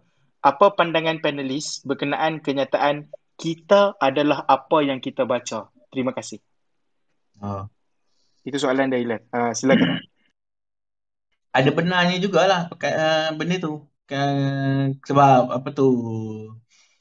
membaca ni, benda tu sebenarnya ada satu kertas kajian kalau saya tak salah. Saya ada pernah baca satu research ni pasal impak fiction kepada minda kepada realiti. Jadi memang ada quote tu, kita apa yang kita baca. Kerana apa yang kita baca tu mempengaruhi. Sebab itulah kita kena ada insight tu tadi. Kita tak boleh serap terus segala apa yang kita baca. Kita kena ada minda kritis, menilai betul ke tak betul dan sebagainya, dan teruskan perjalanan pembacaan kita lah. Sebab kita tak boleh juga sekadar orang kata memudahkan diri kita untuk terus terpengaruh. Tetapi realitinya ramai terpengaruh dengan pembacaan lah. Kerana itu fiction sangat berikan impak yang besar, fiction terutamanya. Kerana fiction ni dia attack subconscious kita lah, dengan secara lagi lah pula menghiburkan. Kalau non-fiction tu mungkin elemen hiburan tu tak berapa pekat sangat lah dekat non-fiction kan. Tapi kalau fiction tu dengan plot dia, dengan watak dia, jadi kadang-kadang orang terikut-ikut. Sebagai contoh, kalau cerita tu ada carutan dan sebagainya, kadang-kadang orang akan ikut carutan apa semua tu. Jadi kita lah apa yang kita baca kan. Sebagai contoh yang terbaru ni lah kalau kita tengok. Ini tapi bukanlah buku tapi macam kita cakap tadi, kalau kita luaskan skop baca tu, menonton pun adalah membaca kan, memerhati. Macam sekarang popular kat Netflix Squid Game kan. Apa tu? Squid Game apa nama dia? Ya, Betul. Ya. Kan kalau tengok kat Twitter benda tu ramai lah trending, dan lepas tu ramai lah cakap mula relate dengan Squid Game tu tadi. Macam Tak tu boleh lah kan. percaya siapa. Tak boleh percaya siapa-siapa. Jadi semua keluar ayat-ayat macam ala-ala zaman waktu filem Joker keluar baru dulu tu, semua nak jadi Joker tersakiti kan. Ya. Jadi Ya, benda tu kita ada dia orang adalah apa yang diorang tonton, apa yang diorang suka kan. Jadi sama lah sebenarnya dalam buku pun. Cuma buku ni mungkin taklah impak dia sampai trending ke apa, tapi sebenarnya ya. Sebab buku tu yang menemani. Kadang-kadang dia baca sebelum tidur, kadang-kadang dia baca ketika dia lapang. Sebab tu penting kita menghasilkan fiction-fiction yang mengangkat tauladan-tauladan yang baik. Sebab kita nak inject dalam subconscious masyarakat tu kebaikan-kebaikan. Sama lah filem, lagu, benda-benda tu sebenarnya mencucuk, menanam something dalam subconscious kita. Jadi benda ni kena tengok lah. Boleh Google perkataan you are what you read atau we are what we read, akan keluar research tu. InsyaAllah. InsyaAllah. Terima kasih. Ulasan sikit, saya setuju bila Ilai cakap tu. Bila dalam pembacaan, apa yang kita baca tu mempengaruhi diri kita. Jadi tak boleh untuk kita serap terus apa yang kita baca. Kita perlu ada minda yang kritis untuk mengkaji ilmu pengetahuan ataupun input-input yang kita baca. Saya nak quote apa yang dikatakan oleh Hilal tu, sebab itu ada sangat saranan yang sangat baik pada kita, terutama dalam komuniti pembaca ni. Dengan masa yang kita ada ni, saya nak jemput terus Sul. So saya tengok dia dah naik, jadi saya jemput Sul terus. Saya nak cakap sikit, kita boleh sampai 12.45. Saya punya meeting tu dah anjak sikit ke pukul 1. Alhamdulillah. Lega. Alhamdulillah. Lega sikit. Lega sikit. Okey. Berita baik lah tu. Tu berita baik ni. Okey. Haluan telinga. Tuan Syazwan, haluan telinga. Jadi lega tu weh. Okey, kalau begitu tanpa membuang masa. Itu dia, tanpa membuang masa. Saya jemput Sul. Silakan Sul, pandangan atau soalan, silakan. Okey, terima kasih banyak kepada saudara Syazwan. Boleh dengar dengan jelas ke suara? Sangat jelas. Clear. Okey, Alhamdulillah. Okey, saya nak bertanya kepada Bang Hilal, tapi sebelum tu saya nak menyatakan pendirian saya lah, dan ini cuma pendirian, saya tak memaksakan ke atas orang lain. Saya percaya yang kebanyakan masalah kefahaman ni kita boleh selesaikan dengan membaca. Kebanyakan masalah lah, kebanyakan, tak semua. Jadi soalan saya kepada Bang Hilal khususnya, apa cara yang kita boleh guna untuk menggalakkan orang ramai membaca? Maksud membaca kat sini membaca dengan ikhlas dan jujur seperti yang Bang Hilal dah nyatakan tadi, bukan membaca yang semata-mata untuk menjatuhkan seseorang atau untuk memburukkan mana-mana entiti tertentu. Okey, jadi saya harap Bang Hilal sudi menjawab soalan. Terima kasih. Macam mana soalannya tadi? Apa cara yang kita boleh guna untuk galakkan orang ramai membaca? Okey. Itulah soalannya, menggalakkan orang membaca lah. Ya, membaca yang dengan macam Abang Hilal dah cakap tadi, itulah membaca dengan jujur, kebenaran. Pada saya benda tu sebenarnya ajaran Islam. Jadi membaca dengan bersikap jujur, bersikap amanah, dan kemudian membaca tu sendiri kita tengah bincangkan pun kan, wahyu yang pertama, Iqra' bismi rabbik, dan kemudian bila Islam tu sendiri nak mengarahkan ke arah orang kata Al-Quran tu sendiri, ada beberapa ayat yang membicarakan berkenaan darjat orang-orang berilmu yang lebih tinggi kan. Allah mengangkat darjat orang-orang berilmu tu beberapa tingkat lebih daripada orang lain. Dan kemudian Allah menyatakan sebagai contoh, orang-orang yang benar-benar takut kepada Allah Ta'ala itu adalah ulama'. Yang ni ulama' tu bukanlah ulama' yang macam orang kita faham sekarang ni, tapi ulama' tu jamak kepada alim, iaitu orang-orang yang berilmu. Macam mana nak dapat ilmu? Pastilah dia dengan antara jalan utamanya adalah membaca.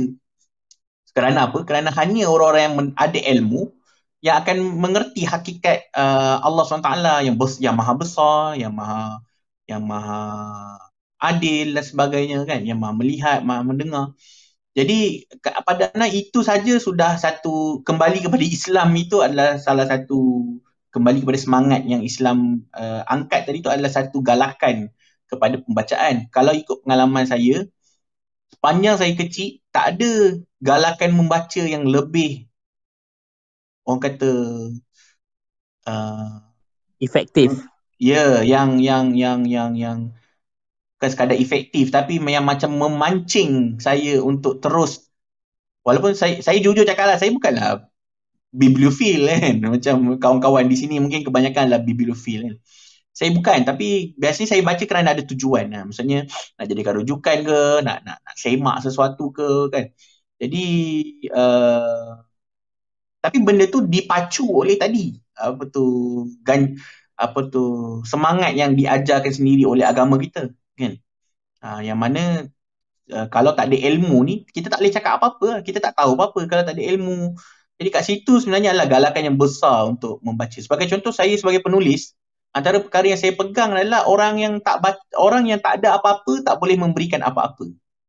Itu yang selalu saya ulang. Kalau orang tanya macam mana jadi penulis, kenalah membaca kan. Kenalah membaca, tak bolehlah membongak. Menulis. Terus-terus nulis kan. Padahal hang tak ada apa-apa kan. Tak ada apa-apa, tak boleh bagi apa-apa. Nak ada apa-apa tu, kenalah dengan membaca. Kenalah ada input, barulah kita boleh output. Itu antara galakan membaca jugalah kan sebenarnya.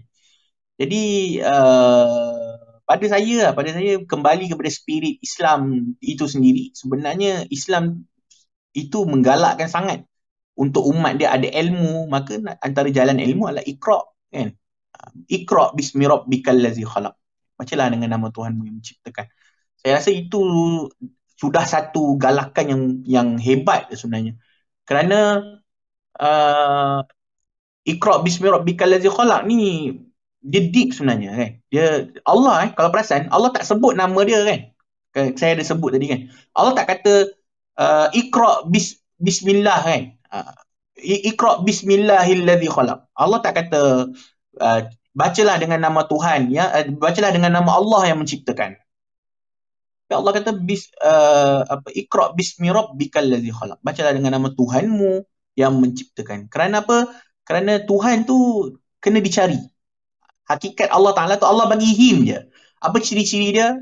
Allazi khalaq. Dia Tuhan ni mestilah dia yang menciptakan. Allamal insana ma lam ya'lam. Dialah yang mengajarkan manusia ni. Dia yang paling berilmu. Tak ada yang lebih berilmu daripada Allah SWT. Kerana dialah yang maha bijaksana kan. Allamal insana ma lam ya'lam kan. Jadi benda tu, ciri-ciri tu Allah letak macam hin-hin. Kita kena cari benda tu. Kena cari kebenaran tu. Tapi macam saya cakap tadi, ayat Iqra bismi rabbikal ladzi khalaq tu spesifiklah sebenarnya spesifik kepada Al-Quran itu sendiri. Nak katanya kalau nak cari Tuhan yang memenuhi ciri-ciri tersebut, bacalah Al-Quran. Tapi still galakan membaca kan. Sebab Al-Quran tu kena baca. Kan? Al-Quran tu kena baca kan. Perasan tak agama Islam ni dia begitu mengangkat semangat membaca ni. Tak ada punya kan. Padahal Nabi kita, sebab tu ada orang cakap ini antara bukti kebenaran Islam. Kerana Nabi kita tu adalah orang yang asal ummi. Ummi ni dia tak boleh membaca, tak boleh menulis. Kan? Macam mana orang yang tak boleh membaca, tak boleh menulis, tiba-tiba katalah Al-Quran tu nak dituduh Rasulullah yang cipta, tiba-tiba ayat tu Iqra bismi rabbikal ladzi khalaq. Allamal khalaqal insana min 'alaq, Iqra wa rabbukal akram allazi 'allama bil qalam. Kan? 'Allama bil qalam, mengajar dengan pena pula. Macam mana orang yang tak boleh membaca, tak boleh menulis ni tiba-tiba nak cakap pasal membaca, menulis, pena kan. Nun wal qalami wa ma yasturun kan. Cakap pasal kolam lagi. Kemudian cakap pasal ketinggian orang-orang berilmu pula. Al-Quran tu pula sahabat-sahabat catik atas pelepah, kurma apa semua, dan kemudian dibukukan. Macam mana benda tu boleh berlaku kalau Muhammad yang mereka Al-Quran ni benda tu kan. Jadi benda ni pada saya lah galakan membaca tadi tu sebenarnya kalau kita orang kata ambil spirit Islam itu sendiri, kita memang akan suka nak membaca ni lah, insyaAllah lah. Dengan jujur, sebab kita membaca dengan nama Tuhan kita, takkan kita nak kotorkan nama Allah SWT dengan perangai buruk kita, membaca dengan niat yang jahat, kan? Tambah pula dalam Islam ni segalanya boleh jadi ibadah asalkan perkara tersebut bukan perkara yang dilarang oleh Allah Ta'ala dan kita buat dengan niat yang baik, insyaAllah. Jadi itu galakan yang terhebat lah bagi saya, insyaAllah. Saya nak tambah sikit kepada soalan Sol tadi tu. Okey, saya setuju dengan pandangan Ustaz Hilal lah. Sebab apa-apa yang kita baca tu sebenarnya dia akan reflect balik kepada tindakan kita, sebab dia akan dia akan influence ke punya thinking. Okey, lagi satu macam Sol tanya tadi, bagaimana kita nak galakkan membaca supaya membaca dengan betul. Dia kena tengok membaca ni, semangat nak membaca ni dia berpunca daripada background kita. Kalau kita tanam untuk membaca ni daripada awal, daripada kecil, parent, ibu bapa baca untuk anak-anak, tengok anak-anak akan kata, apa yang seronok sangat dengan baca ni, dia akan belik buku. Macam saya selalu galakkan, macam setiap hari gaji akan bawa anak-anak pergi ke Popular, bagi pilihan. Okay, everybody boleh pilih satu buku, apa saja. Pilihlah. Apa saja bunyinya, tapi bila bawa ini okey baba, ini tebal sangat, mahal sangat, cari yang murah sikit. Ini boleh baba. Ini maknanya kita bagi option memilih tu pada mereka dan mereka yang akan pilih, dan mereka akan bacalah buku yang menarik walaupun kadang-kadang bermula dengan gambar-gambar yang menarik. Bila MJ cakap macam tu betul. Ayah saya pun macam tu. Ayah saya dulu suka bawa dia, sebab dia waktu saya kecil dulu dia masih belajar master apa kalau saya tak salah. Jadi dekat UTM ni dia selalu pergi ke pusakaan Hajah Zanariah tu. Jadi dia selalulah bawa saya pergi pusakaan dan dia akan, sementara saya kena tunggu dia tu, dia akan bagi hikayat apa, saya pun lupa dah. Tapi itu antara awal-awal pendedahan kepada semangat membaca. Jadi tauladan tu pun penting jugalah. Itu dah semestinya tauladan. Betul. Saya pun nak agree sebab asalnya macam Allahyarham abah saya, dia adalah ustaz lah. Jadi banyaklah kitab-kitab rujukan yang setiap kali nak pergi ngajar petang tu dia akan rujuk dulu. Rujuk, tengok baca catatan dan sebagainya. Jadi di rumah kami tu berlimpah dengan buku lah. Itu sebab kalau nama adik-beradik saya pun nama-nama kitab, nama-nama penulis kitab. Nama saya sendiri Minhajul Abidin, kitab tulisan Ahmad Ghazali. Jadi saya nak pilih. Sedap ya. Yang saya nak, yang orang kata nama dah Minhajul Abidin, jadi kena baca sendirilah. Saya kata setakat ni wife saya jalan belik saya kata. Okey, baik, kembali kepada saya duk ingat Tuan MJ ni nama dekat dalam Spiderman tu. Okey, baik. Saya nak bawa apa respon Sol? Ada respon ke berdasarkan jawapan tadi?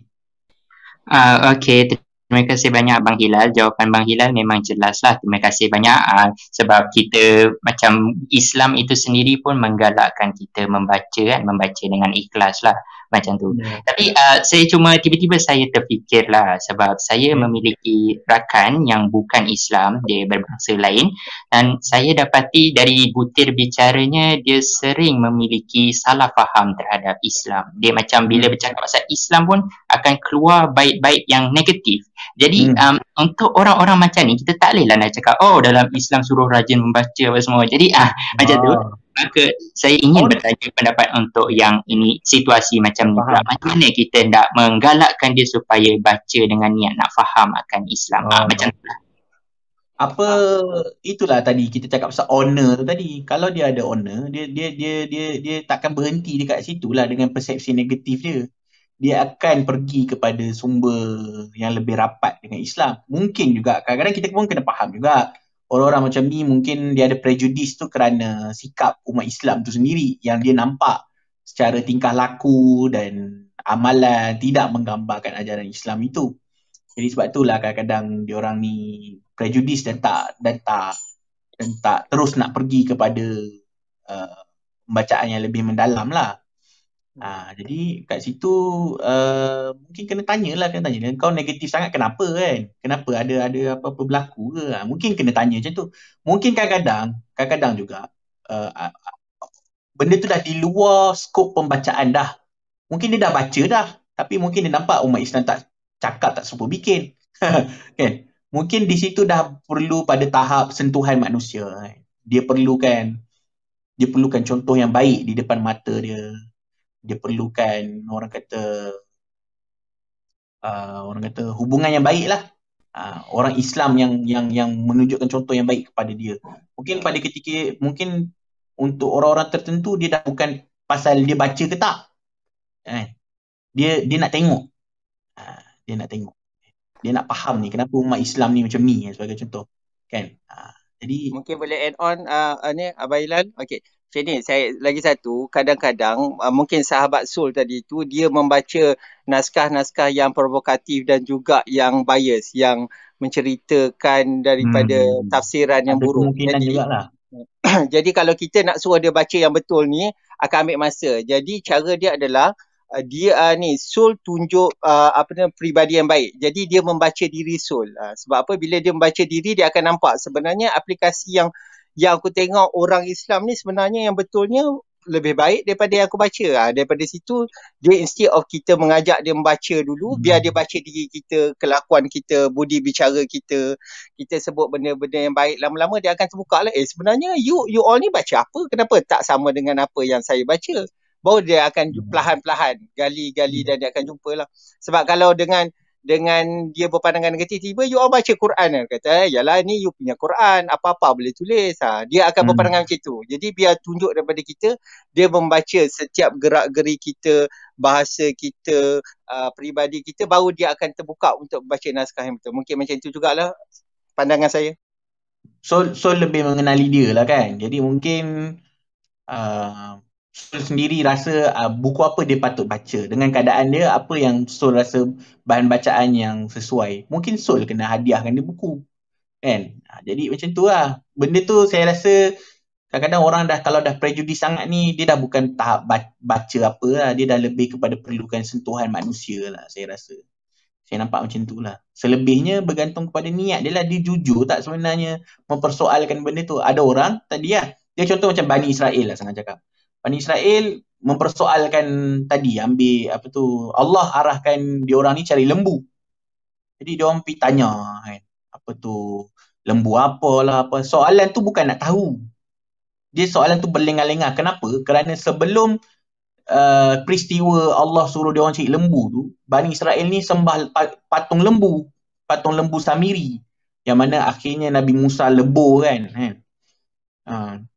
Jadi bila peristiwa pembunuhan berlaku di kalangan Bani Israel, untuk cari pembunuh tu Allah suruh diorang cari lembu, maka diorang rasa terejek lah, diorang rasa tersinggung sebab diorang baru sembah lembu hari tu kan, ni kena cari lembu pula kan. Jadi diorang bertanya soalan untuk melengah-lengahkan arahan tu. Kadang-kadang ada orang macam tu, ditanya banyak soalan, ginilah gitulah, sebenarnya bukan dia nak cari kebenaran, tapi nak mengelak daripada kebenaran kan. Jadi Soul lebih mengenali lah kawan tu kan.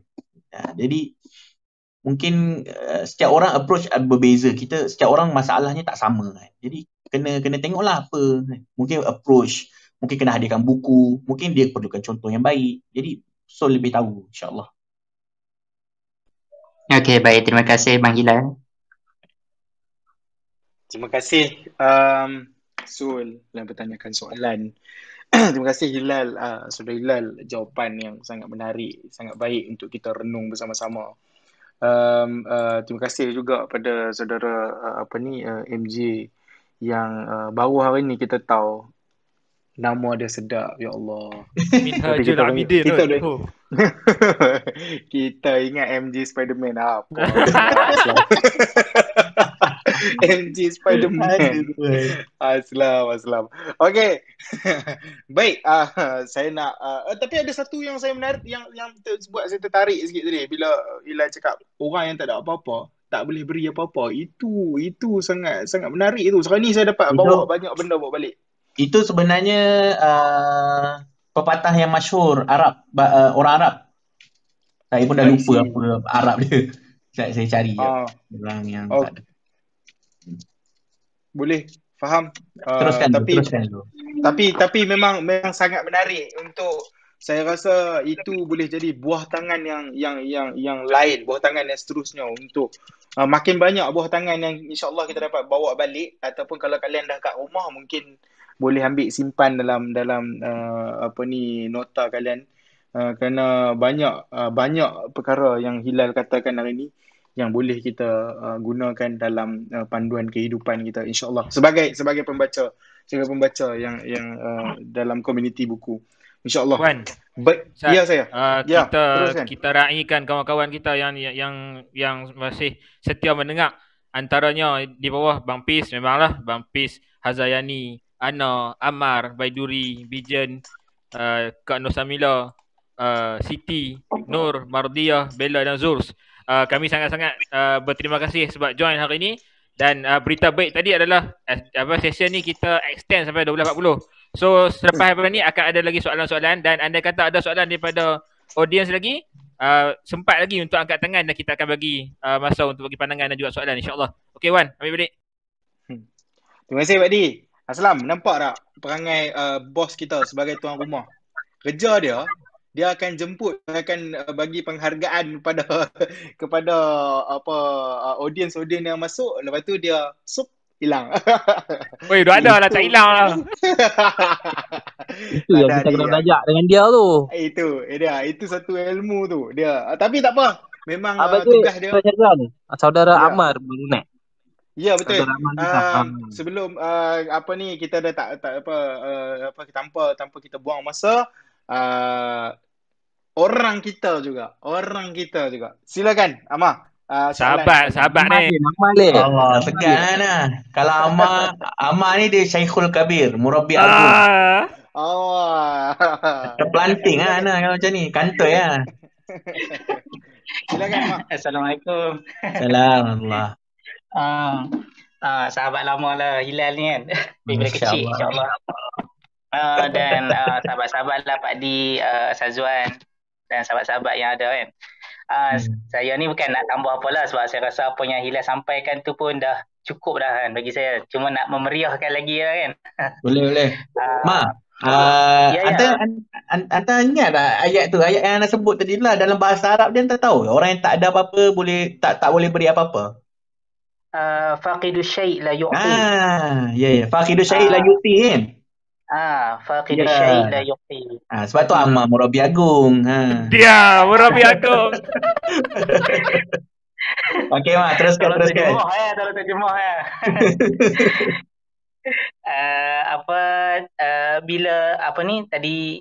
Bila Hilal sentuh tentang apa tadi, tentang keikhlasan tu kan, dia macam benda yang kita nampak macam simple lah kan, ikhlas je pun kan, tapi sebenarnya dia nak menyampaikan kita kepada noktah yang saya rasa paling penting kot dalam kita mencari kebenaran, menuntut ilmu kan.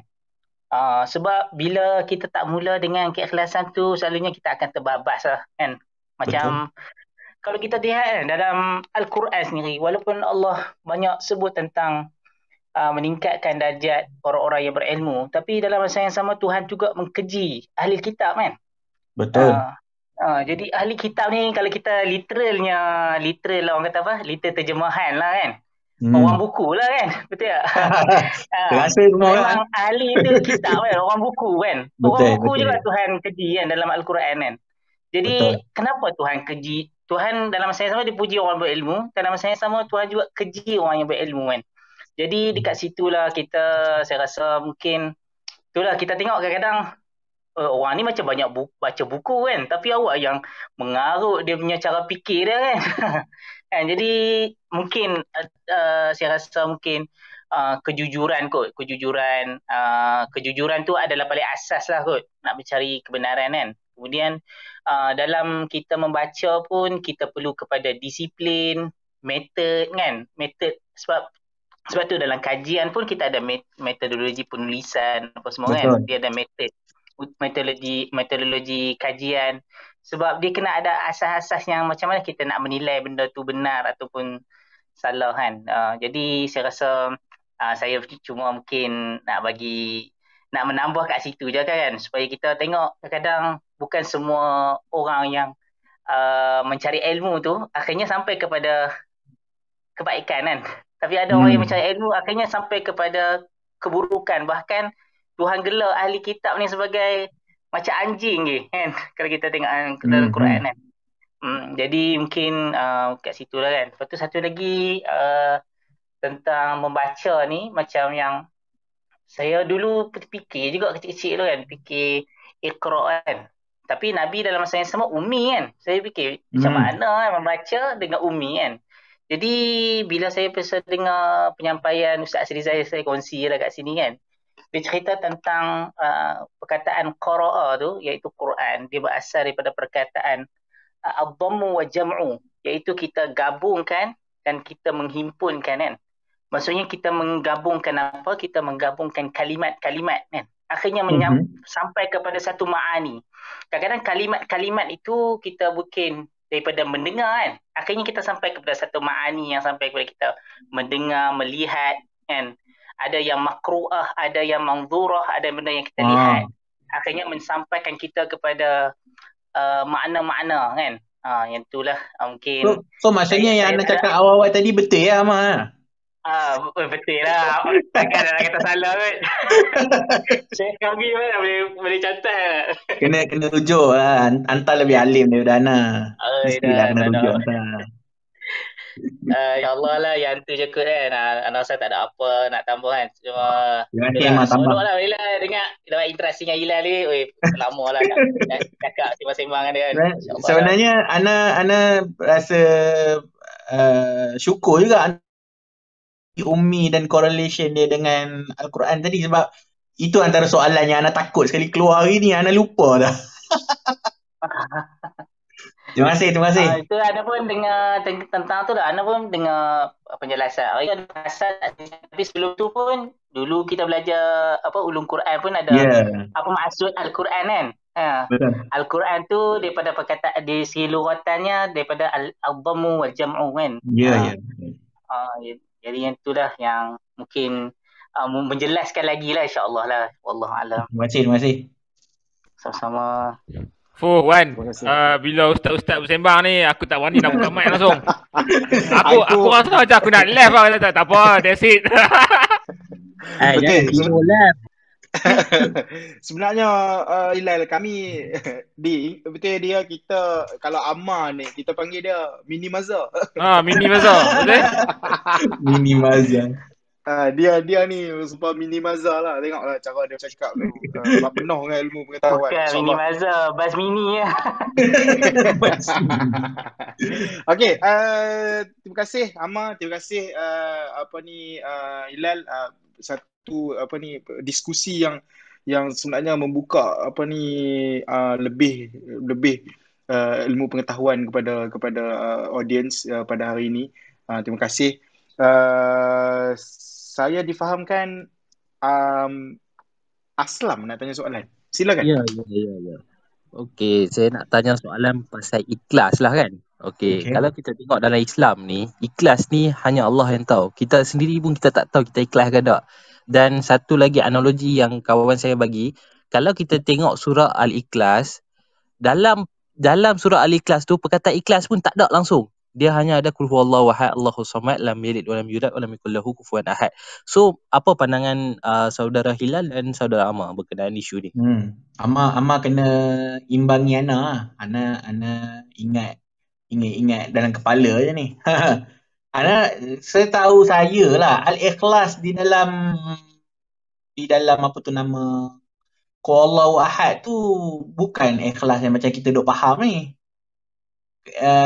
Kita translate ikhlas tu kepada jujur lah kan. Jadi benda tu kalau kita kata diri kita sendiri tak tahu, tak betul. Kita tahu kita ikhlas ke tak kan. Apa tu keyakinan kita bahawasanya kita sedang buat sesuatu tu dengan niat yang betul. Benda tu kita takkan dapat tipu diri sendiri. Benda tu yang kadang-kadang kalau kita buat benda salah akan ada rasa tak sedap kat perut kita, kat hati kita. Benda tu ikhlas kan. Benda tu orang kata kita takkan dapat tipu lah benda tu. Jadi orang lain betul, orang lain takkan dapat nilai keikhlasan kita. Kan? Walaupun mungkin ada orang tu kita nampak macam belagak, tapi kita tak boleh nak kata dia tak ikhlas. Kan? Tapi bila kita bangkitkan persoalan ikhlas, persoalan kejujuran, benda tu kita lah kena nilai diri kita sendiri. Sebab orang lain hanya akan menilai berdasarkan zahir. Macam saya cakap tadi lah, sebab tu saya lebih suka guna perkataan honor tadi tu. Kan? Bila dah sampai perbuatan tikam belakang, senang cakap lah tikam belakang, macam mana kita nak cakap orang tu ada honor? Dia tak ada honor lah macam tu. Macam pukul curi lah, senang cakap pukul curi kan.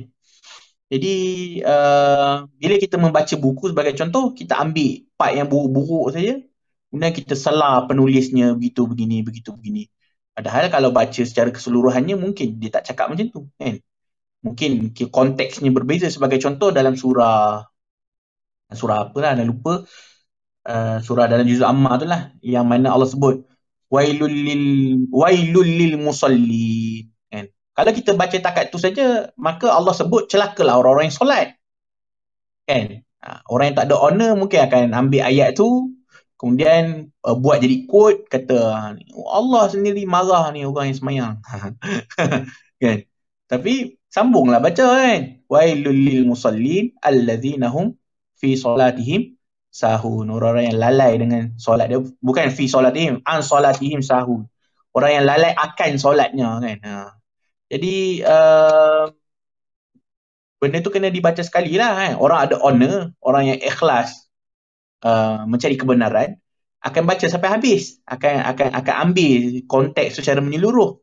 Tapi orang yang tak ada honor ni, sebab dia memang niat dia dah tak betul, tak ikhlas, memang niat dia memang jelas nak memburuk-burukkan, jadi dia akan ambil separuh-separuh untuk menimbulkan kekeliruan, kebencian, kemarahan dan seumpamanya kan. Sebagai contoh, macam orang-orang yang anda nampak lah, macam kadang-kadang dekat barat, kadang-kadang diorang nak ada beberapa pihak nak burukkan Islam, dia ambil lah perkataan ayat-ayat jihad, ayat-ayat suruh bunuh orang kafir dan sebagainya.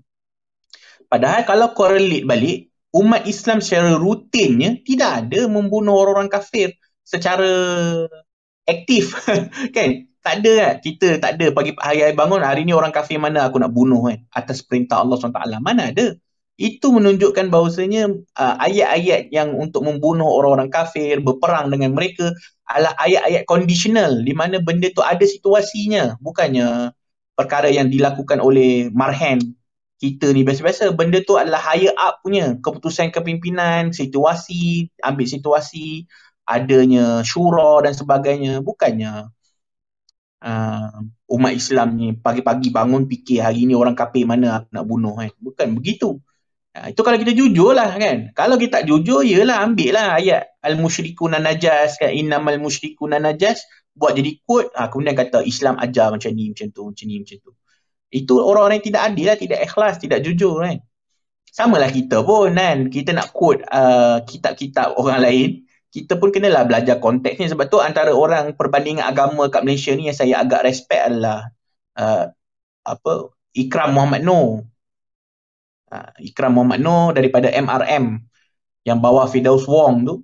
Dia orang yang sampai mengaji ilmu, contohnya bila Buddha tu, dia sampai jumpa Tok Sami untuk faham konteks agama Buddha. Macam tu lah baru betul kan. Jadi itu dipuji, orang yang ada honor. Jadi itu yang saya maksudkan lah. Adakah Amar kena imbangkan anda punya kata-kata ni, Amar? Adakah al-ikhlas tadi betul tak anda cakap? Al-ikhlas yang di dalam surah Qul Huwallahu Ahad tu bukan memaksudkan ikhlas yang kita duk cakap ni, betul tak, Amar? Ke macam mana? Kan anda salah? Kalau salah betul kan? Betul lah, saya rasa apa yang Hilal sebut tu betul lah kan. Sebab satu lagi maksud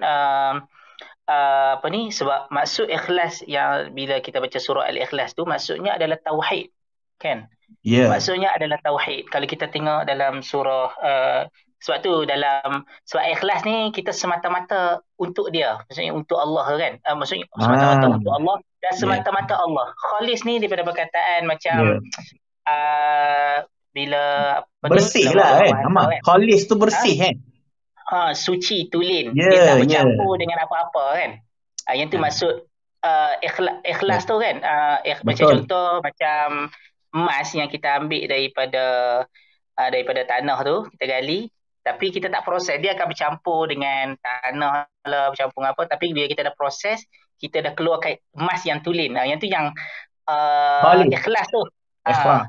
Yes. Maksudnya tak bercampur dengan apa-apa dah. Tulen, benar-benar tulen lah. Ya. Jadi bila dalam surah Al-Ikhlas tu maksudnya nak mengatakan bahawasanya Allah tu adalah sahaja Tuhan yang disembah lah. Tak ada yang bercampur dengan dia, tak ada yang sama dengan dia. Tak ada anak. Betul, tak bercampur dengan apa-apalah. Itu yang ikhlas lah. Dalam surah surah Al-Baqarah kan, surah Ali Imran kan, Allah sebut wa ma umiru illa liya'budullaha mukhlishina lahuddin. Betul. Jadi kamu diperintahkan untuk menyembah Allah dan kamu berikhlas dalam beragama kepada dia. Maksudnya kamu nak beragama tu tak ada kerana yang lain, tapi semata-mata menyembah dia dan untuk dia. Macam tu. Wallahu alam. Itulah dia. Cuma nak tanya Seronok tu ada Amar tu. Nak tanya pada Tuan Amar dan juga Tuan Hilal lah. Maknanya kita ni memang sifat. Saya bukan speaker. Tak apa. Sebenarnya nak tanya sebab apa? Sebab yalah, sifat kita kolbu tu maksudnya dia berbolak-balik. Saat pagi ni betul, saat petang kadang dah tonggang balik dan sebagainya. Jadi macam mana kita nak memupuk dan jadikan ikhlas ni berakar dalam diri kita, dan kita ajar pula ikhlas ni, cara nak ikhlas dan sebagainya ni kepada anak-anak dan generasi kita, kemudian kembangkan kepada masyarakat. Macam mana tu? Sebab bila sebut ikhlas ni, kita boleh sebut je ikhlas, tapi macam mana nak mewujudkan ikhlas tu? Nak jadi benih, nak jadi pokok, betul? Benda tu perlukan tarbiyah lah, didikan. Benda tu nak tak nak. Situ saya cakap, ada satu benda yang beyond membaca. Perlukan tajribah, pengalaman. Kan? Cakap pasal ikhlas ni, dulu kecil-kecil pun tak faham kan. Dengan cakap ikhlas. Tapi akhirnya ada pengalaman hidup kita yang mempamerkan ikhlas tu dalam bentuk perbuatan. Sama ada dalam bentuk orang yang ikhlas atau orang yang tak ikhlas. Bila kita nampak sikap orang yang tidak jujur itu, sebenarnya mendidik kita untuk bersikap jujur. Sebab orang yang tak jujur ni biasanya bila berlaku kat kita perit lah. Contoh orang tipu duit kita, atau orang yang pergunakan kita. Benda tu sebenarnya pengajaran untuk kita. Kerana kadang-kadang susah nak nampak ikhlas apa semua ni. Tapi bila ada orang yang bersahabat dengan kita, contohnya tak ikhlas, kita akan lalui pengalaman tu. Waktu tu kita nampak, oh, macam ni punya kalau orang tak ikhlas kat kita. Macam tu lah.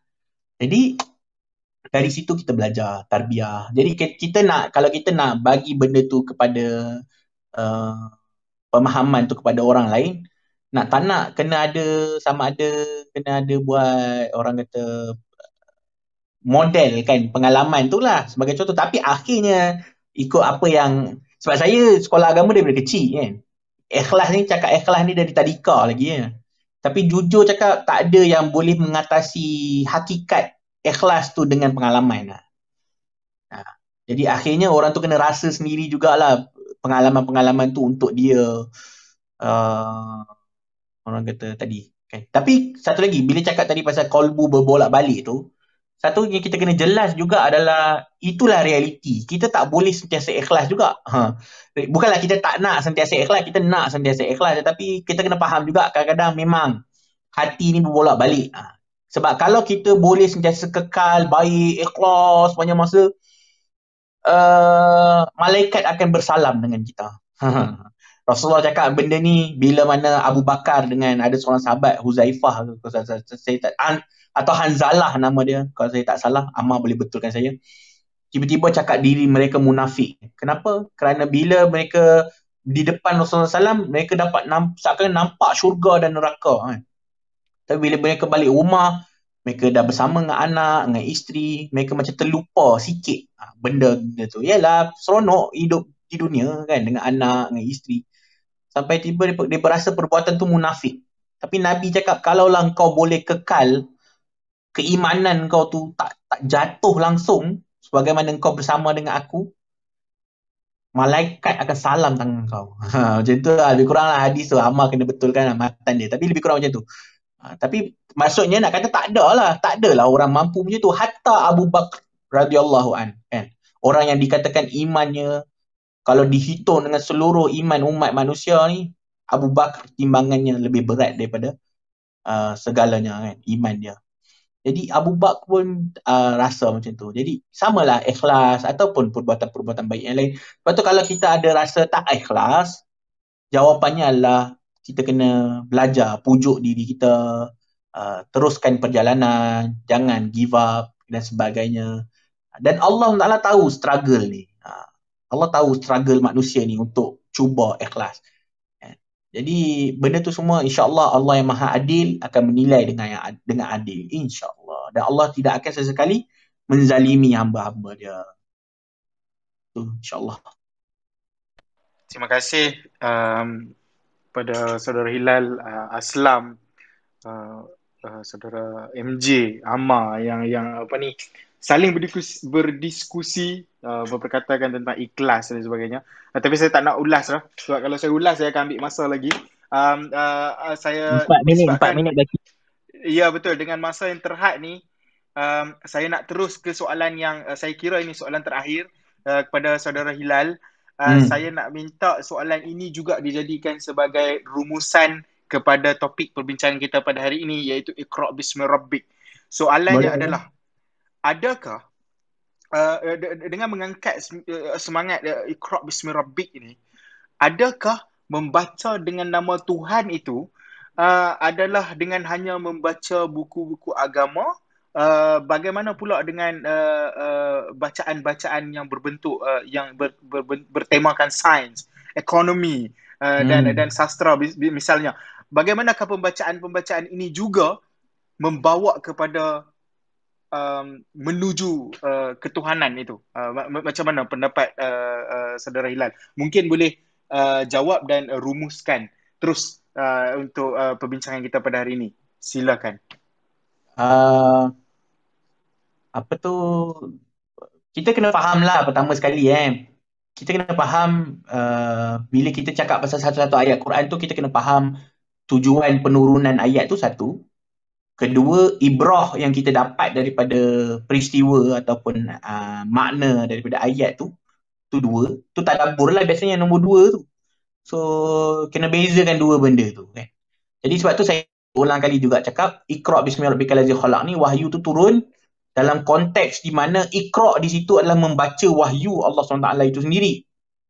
Allah tak turun ayat tu dengan Iqra' tu membawa maksud bacalah segala benda dengan nama Tuhanmu kan. Ayat tu turun kerana di situlah permulaan wahyu, yang mana wahyu tu akan turun dalam bentuk perlu dibaca kan. Jadi dan untuk mengenali Allah tadi, Rabb yang tidak disebut namanya tu, Allah tu tidak ada sebutan Allah di dalam 5 ayat pertama yang turun tu, kerana nak kenali Allah itu perlulah pertamanya membaca Al-Quran itu sendiri, wahyu-wahyu itu sendiri. Jadi itu kena faham. Jadi adakah dengan membaca dengan nama Tuhan tu hanya membaca buku-buku agama? Kalau ikut konteks penurunan ayat tu, ya, satu.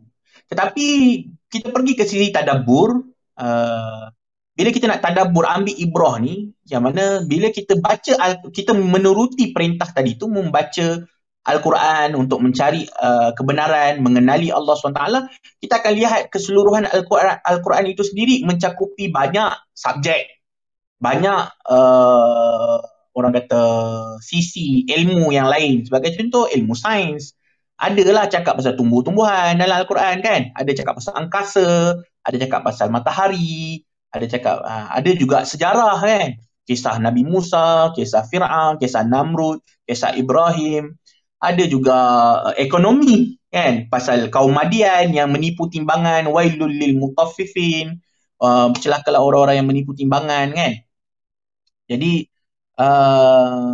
sastra dah tentulah ada Al-Quran tu sendiri. Antara kehebatannya adalah kehebatan sastra Al-Quran tu sendiri yang membuatkan orang boleh antara bukti bahawasanya Al-Quran itu tidak ditulis oleh manusia kan, tidak dicipta sendiri oleh manusia, kerana ketinggian bahasa dia tu unparalleled lah kan pada ketika itu. Jadi bila kita luaskan skop secara bertadabbur, maka skop-skop lain tu, sains, ekonomi, sastra, apa semua tu sebenarnya juga perlu kita teliti, lalui dengan nama Tuhan kita, dengan nama Allah SWT. supaya kita jadi orang yang jujur lah dalam bidang-bidang tersebut. Dan bukan sekadar jujur, tapi menjadi yang terbaik. Kerana kita mendalami sains, mendalami ekonomi, mendalami sastra dan sebagainya dengan wawasan yang besar, iaitu untuk mendapat redha Allah SWT. Kerana kita buat semua tu dengan namanya. Kan? Jadi kat situ pada saya kita kena faham macam tu lah. Dan itulah pun yang saya faham. Jadi semua benda tu bila kita baca apa semua akan bawa kita kembali kepada kehebatan Allah SWT. Dia sebahagian daripada tadabbur lah sebenarnya pun. Bila kita baca pasal sains, ekonomi dan sebagainya. Contoh bila kita pergi kepada ekonomi, kita akan nampak keadilan Islam. Kan? Dari segi kenapa Islam ada zakat, kenapa Islam ada sedekah, kenapa Islam larang ambil harta, kenapa ambil harta anak yatim, kenapa Islam halang riba. Kan? Kalau kita pergi ke sastra, kita akan dapat lihat bahasa Al-Quran yang cantik, yang kemas, penceritaan dalam surah Yusuf antaranya menjadi perbahasan cara untuk menulis fiksyen yang baik, menulis cerita yang baik.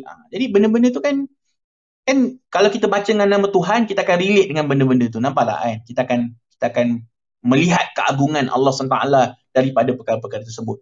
Sebab tu kadang-kadang agak kurang setujulah dengan orang yang nak berfikiran sekular, iaitu memisahkan segalanya daripada agama. Boleh faham juga niat dia orang tu sebenarnya ada yang berniat baik untuk sekular ni kerana tidak mahu mencemarkan nama agama. Tetapi Islam tidak beroperasi macam tu tau. Islam ni dia syumul, menyeluruh, mencakupi segala ruang. Kena tak nak bidang-bidang lain tu sebenarnya kita masuk daripada jendela Islam. Kita bukan masuk Islam dari jendela tu. Sebab tu asyik ada perbincangan Rasulullah itu feminis, macam tu lah kan. Padahal Rasulullah bukan feminis. Mungkin dalam Islam tu ada beberapa point yang overlap dengan feminism kan. Tetapi adakah Islam itu mengajarkan kita feminism? Satu perbahasan lain lah, yang mana kalau yang panjang yang perlu dipahami dengan baik, tetapi konklusinya adalah tak lah kan. Jadi sebab apa? Kita jangan pandang benda tu jangan pandang Islam dari kaca belah sana. Kita kena pandang belah sana tu daripada kaca Islam terlebih dahulu. Jadi itu yang kita nampak lah. Itulah bila kita baca dengan nama Tuhan ni, kita membaca dengan untuk mendapat keredaan Allah Ta'ala, mengangkat perintahnya, untuk menjauhi larangannya. Itu yang saya faham lah bila kita cakap pasal membaca dengan nama Tuhan yang menciptakan. InsyaAllah. Kalau sebelum tu, kalau saya boleh tambah. Boleh saya tambah lagi sikit? Boleh, boleh. Tafadhal. Walaupun kita sering membacakan Iqra kan, saya perasan lah orang ramai je suka cakap pasal Iqra ni kan, sebab dia membaca dan membaca dengan nama Tuhan. Kadang-kadang orang pergi jauh lah pasal mencari Tuhan apa semua ni. Tapi memang wahyu yang pertama turun tu 5 ayat pertama saja. Tetapi kita kena faham lah, Al-Quran tu bila dikumpulkan, maka 5 wahyu pertama tadi ditambah dengan wahyu-wahyu yang lain, menjadikan satu surah bernama surah Al-Alaq. Kalau perasanlah, ayat-ayat lepas-lepas tu adalah ayat-ayat yang mengajak untuk kembali kepada Allah Ta'ala dan mengancam orang-orang yang tidak kembali kepada Allah Ta'ala. Janganlah tak baca pula ayat-ayat lepas tu. Kan? Jadi benda ni kena faham lah. Bila mana kita baca tu, bila kita membaca tadi, perjalanan pembacaan kita kena mengembalikan kita kepada Allah SWT untuk menjadikan kita hambanya yang taat dan menjadikan hambanya yang menjauhi apa-apa yang dimurkainya kan. Sebab di bawah tu ada ancaman, jangan tak baca pula yang dekat situ. Kalla la illam yantahi lanasfa'an bin nasiyah. Jangan sesekali berlaku derhaka. Demi sesungguhnya jika dia tidak berhenti dari perbuatan buruk itu, nescaya kami akan menyentap ubun-ubunnya. Nasiyatin kadhibatin khati'ah. Ubun-ubun orang yang berdusta, yang bersalah. Falyad'una dia, kemudian biarlah dia memanggil kumpulannya, iaitu geng-geng dia yang turut sesat sama dengan dia untuk tolong dia. Sanad'u zabaniyah, depa panggil geng dia, kami pula akan panggil malaikat zabaniyah. Malaikat zabaniyah ni malaikat yang akan seksa orang-orang kat neraka. Kalla, ingatlah sesekali tidak, la tuti'hu wasjud waqtarib. Janganlah engkau wahai Muhammad menurut kehendaknya, yakni kehendak orang-orang yang sesat, kehendak orang-orang kafir, kehendak orang-orang yang derhaka pada Allah Ta'ala. Dan sebaliknya, sujudlah wasjud, dan dampingkanlah dirimu kepada Allah Ta'ala, waqtarib, yakni mendekatlah kamu dengan Allah Ta'ala. Jangan tak baca pula ayat-ayat yang tu lah. Jadi moga-moga lah bila kita cakap kita membaca dengan nama Tuhan ni, kita membaca untuk lebih dekat dengan Islam, lebih dekat dengan ketaatan kepada Allah Ta'ala, dengan jujur, dengan honor, kan?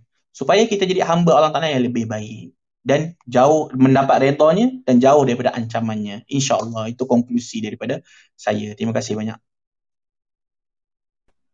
Baik, terima kasih banyak atas konklusi dan juga mungkin memang soalan terakhir lah yang kita tuju dekat saudara Hilal. So terima kasih banyak-banyak sebab last kali kita boleh conclude lah kata Iqra bismi rabbik ni maksudnya kita membaca, memang of course first kita baca wahyu-wahyu daripada Allah Ta'ala dan kemudian kita tak kesampingkan ilmu-ilmu yang juga akan bawa kepada perkenalan kita dengan Allah Ta'ala dengan lebih mendalam, insyaAllah. Nak ucap terima kasih banyak-banyak kepada saudara Hilal sebab sudi terima jemputan join Book Surgeon di Clubhouse ni. Terima kasih banyak-banyak lah Syekh. Terima kasih kepada Book Surgeon kerana buat saya sini dan sudi jemput saya. Maaf lah apa yang kurang, dan terima kasih banyak-banyak kepada Amar kerana bantu tambah poin yang bagus, dan kepada MJ lah tadi tambah-tambah yang penting, Alhamdulillah. Dan terima kasih kepada moderator-moderator dan pendengar-pendengar. Okey, terima kasih banyak-banyak kepada semua. Mudah-mudahan perkongsian kita yang mungkin singkat dan juga mungkin tak puas sebenarnya sebab banyak lagi benda yang kita nak sembang. InsyaAllah kita akan bawa kepada sesi-sesi yang akan datang. Saudara Hilal, kalau macam nanti contoh kami ajak lagi ke apa, entah jangan masa malam. InsyaAllah kita kira kroni, insyaAllah baik. Okey, kepada semua audience semua, jangan lupa ikuti kami Book Surgeon di Facebook, Twitter, Instagram dan juga YouTube dan sebagainya. InsyaAllah ada kesempatan lagi minggu depan kita akan bawakan tajuk-tajuk yang lebih hebat, insyaAllah. Terima kasih banyak-banyak. Assalamualaikum warahmatullahi wabarakatuh. Waalaikumsalam warahmatullahi wabarakatuh. So insyaAllah dalam kiraan 5, 4, 3, 2, 1 saya akan stopkan room ni, insyaAllah.